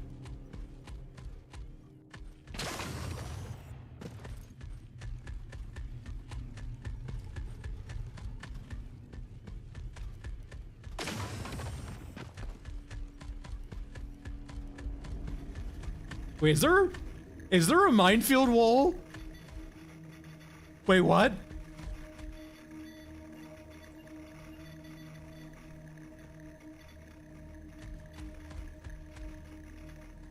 What? There's a minefield wall on this side? They blocked off they put a minefield wall over here. There's a minefield literally I think on this side if you make it over. That will instantly kill you, but it won't kill you if you drop off apparently. Alright, well. Oh wow! We made it across with a really good jump. We jumped over the minefield. Movie magic. Anyway. Let's go, let's go. Yeah, hold on. Let's go on a walk. Let's see where the trail leads. Someone's joining, like, what the fuck is going on? Nothing, don't worry about it. This is a new map. It's called Roadway. There's no enemies, it's just you walking on a road.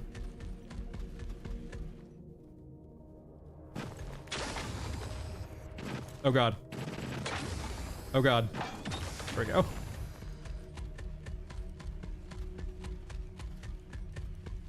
The map's called The Road.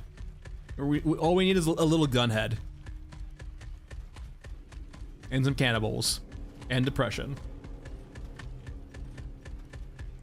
By the way, if you ever want to feel like sad and depressed for any reason, just go watch The Road or read The Road, either or.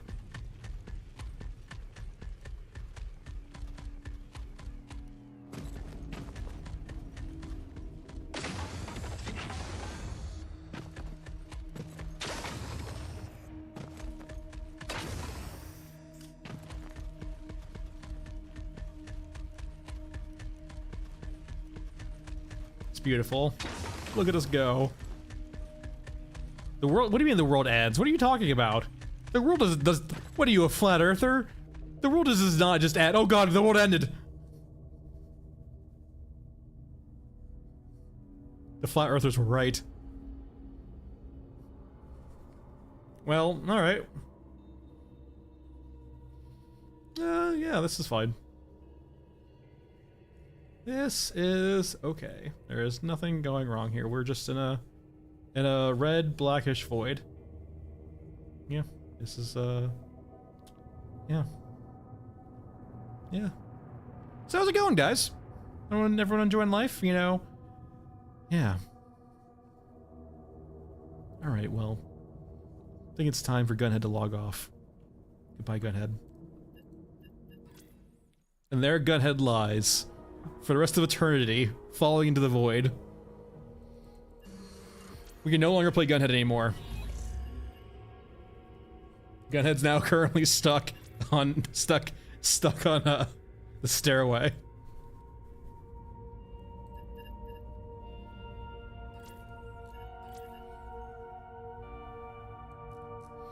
All right, tiny rig. Actually, I guess while we're here, we might as well go and blow up the radio tower. Why? Why not?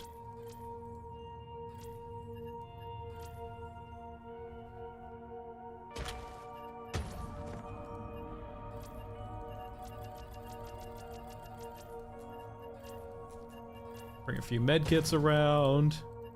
Bring an explosive. Let's go blow up a radio tower. One of the circuses of all time. Yeah, just ends abruptly and you fall into a void.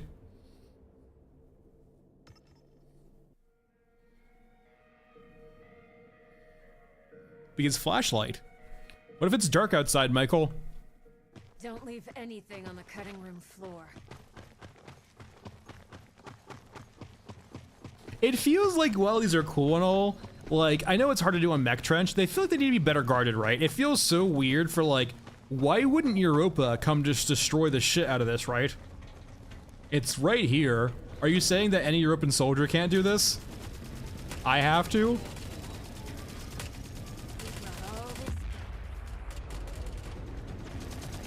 There's gonna be a very upset Captain Chin in about 15 seconds.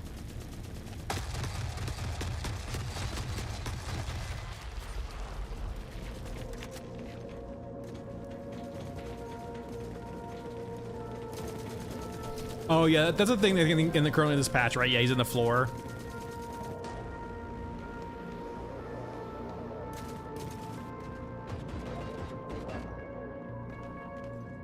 There he is. So thoroughly and verily upset.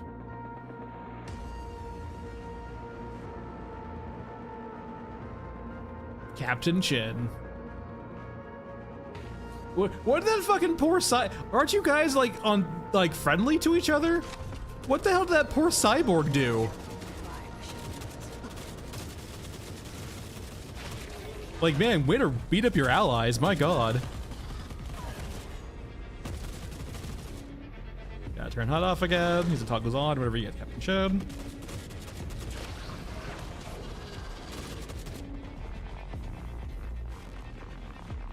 He's just having a little nap, Yuki. Little nap.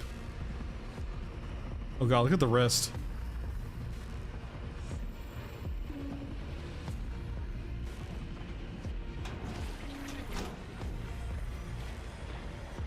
Shit ton of action down there. We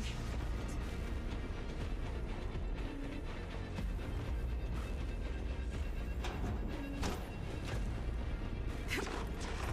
We good? Good.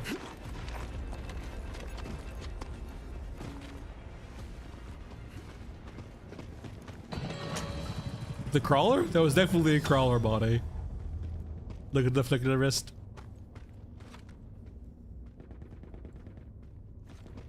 Where the hell did... Hey, Woof. Where the hell did Captain Chin go?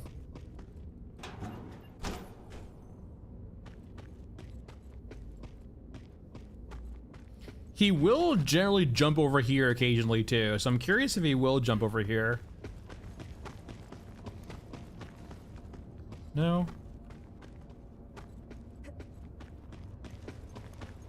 Alright, I have been killed by him through a door before, like right here. Is he here?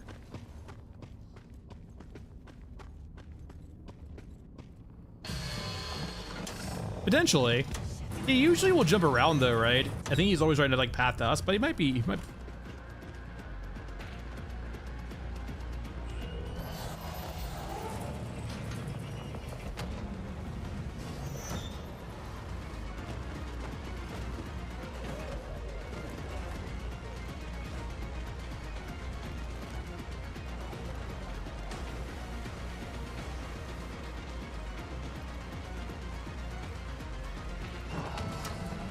What the literal fuck was that?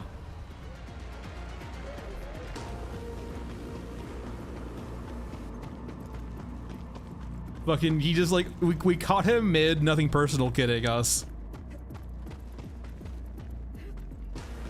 Shit ton of action down there. We should. Yes, yes. It's also a very appropriate name. Divorce Mr. Incredible. So thoroughly appropriate.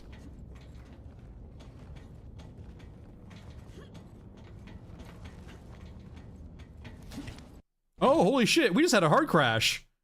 My first one. GPU dump crash triggered. Interesting. That is my first hard crash, I think, this patch.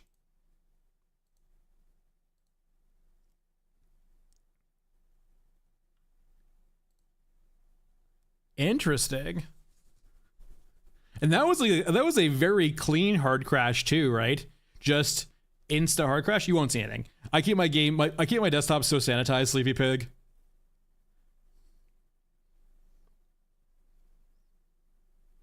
And now we're patching. Well, now you can see what I've been playing recently. Yeah, I'm curious. Yeah, I have no idea what the actual cause is, but like, yeah, I've heard a few things happening recently in regards to crashes. That's my first experience, though. But now you can enjoy my games catalog.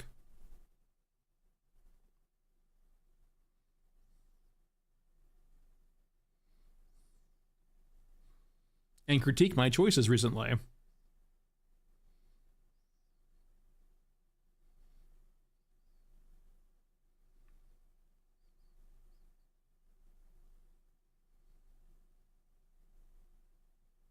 AJ, that's because that's the default, AJ.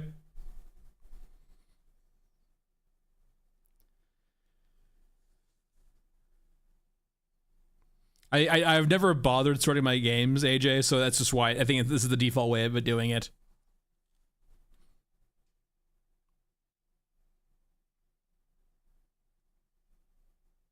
And I will say, a lot of these are like me installing it, playing for like 10 minutes, and then like never touching them again for a while. Like I played Borderlands 2 for like 20 minutes.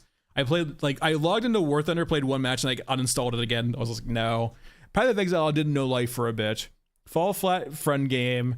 Ultimate Sheep, you know. There we go. Chicken Horse and then Sheep Raccoon is party games for friends. Same thing with Jackbox. I have played Anomaly in the past. I just never really just thoroughly enjoy going through all of the modifications.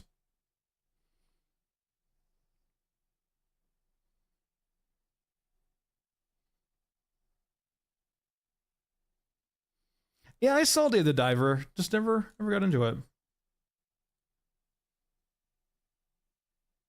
Anomaly is overwhelming if you're employed. That's genuinely how I feel about so many games nowadays.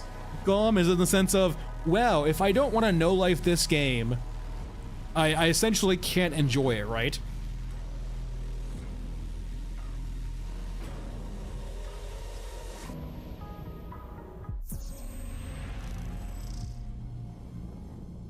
Oh, Anomaly, yes, but like usually it's not just Anomaly, Yuki, but you like usually do Gamma, where you do mods on top of Anomaly. I have played baseline Anomaly before, but like usually the experience is like you want to mod Anomaly, like Gamma and stuff like that. I mean, as you saw on the desktop, right, I do have the SPT stuff for Tarkov installed. I haven't played it in a long time, but I do have it installed.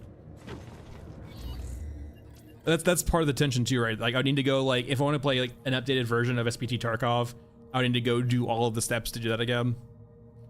Well, we didn't lose anything. I wonder if the radar tower will spawn destroyed. I haven't played TF2 in a very long time.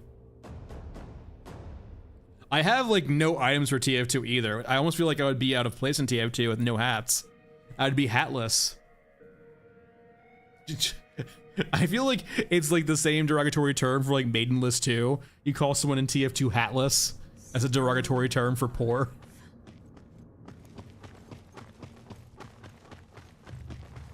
Maybe the game just wanted us to end on a night shift, perhaps.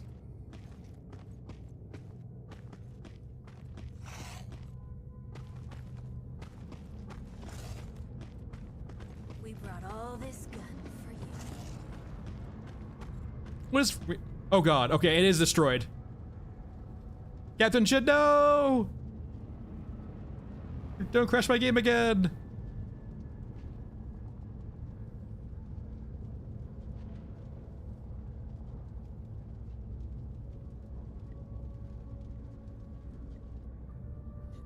Alright, the HUD's back on.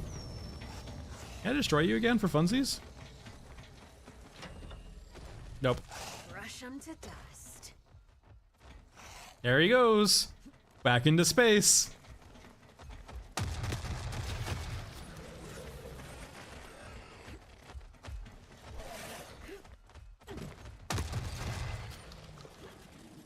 We can drop you for now. I want my jump.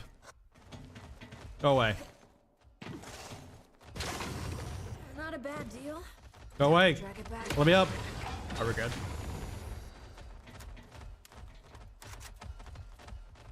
There they go. Here they come. Wait, hold on. I can game this.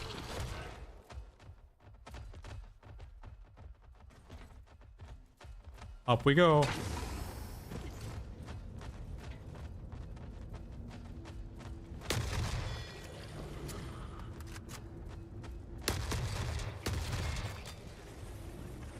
You can just see his bitch ass jumping up and down.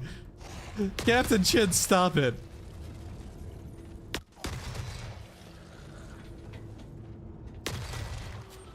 There he goes again.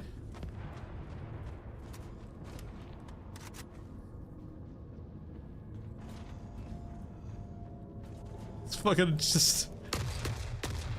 That guy is playing an entirely different game than we are. With a railgun you can, but you need a railgun. And considering how much he jumps around, he is literally tweaking the fuck out right now. It might be hard to see, but you can see like the occasional frame or two of him jumping up and down. There he goes. There he goes. Oh, I'm dying. This is so great. It's like he's like on a poor rubber band right now and he can't get off the ride. There he goes. Yep, there he goes again. What a little silly guy. Christmas. Yuki, the way I see it is that his jumps are a way of him solving the issue of like people standing on rocks. It's just unfortunately a little buggy. Hey, Soda. He's very happy. It's little tippy taps. Just little tippy taps. He's excited like a little dog. Oh, maybe later, Wolf. Maybe there'll be a variant of the shield officer.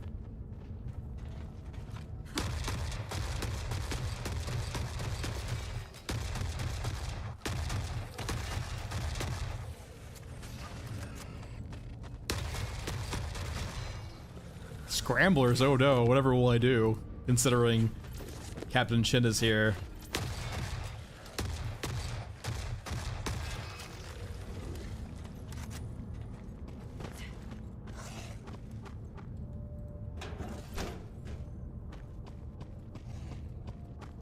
Alright, let's continue on before we get a hard crash. Oh god, now there's two of them. Fred? Not Fred. We'll see Fred again one day. For those unaware, Fred was a friendly cyborg. They didn't hurt us. I miss Fred.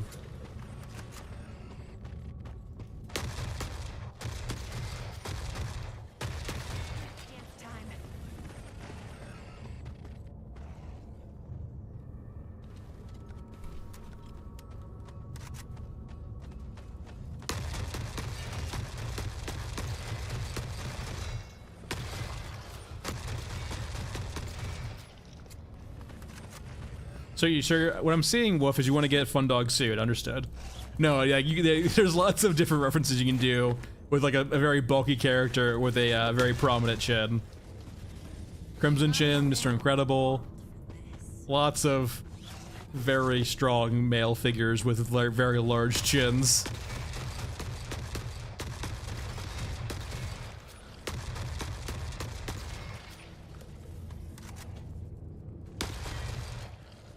You have to drop it, Sona. So you can go to your inventory, like you can right-click these items and they'll drop it, and then you can pick them up again if you're not near a bag. So like the items are on the ground now and they're identified because they're on the ground. Oh god, what the? Rod.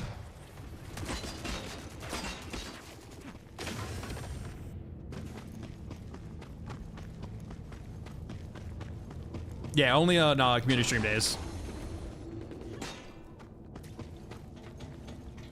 Which will be this Friday, actually. I hope the bastards at home appreciate this.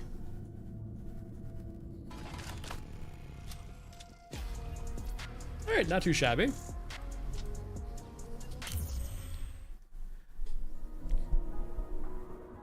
Oh, maybe. I imagine we will. Whoever's playing that day. But that's it for everyone. Thanks for watching. I'll be back on Friday. Community stream on Friday, so open lobby. It's basically just first come, first serve. We'll probably be doing railgun stuff, I imagine. That's usually what people want to do with community groups. I mean, I'm not too concerned about Ludroth. I'm in no rush to get a codex. It doesn't really bother me if I have one or not. But yeah, see you guys Friday. Take it easy. Have a good today and Thursday. And bye all.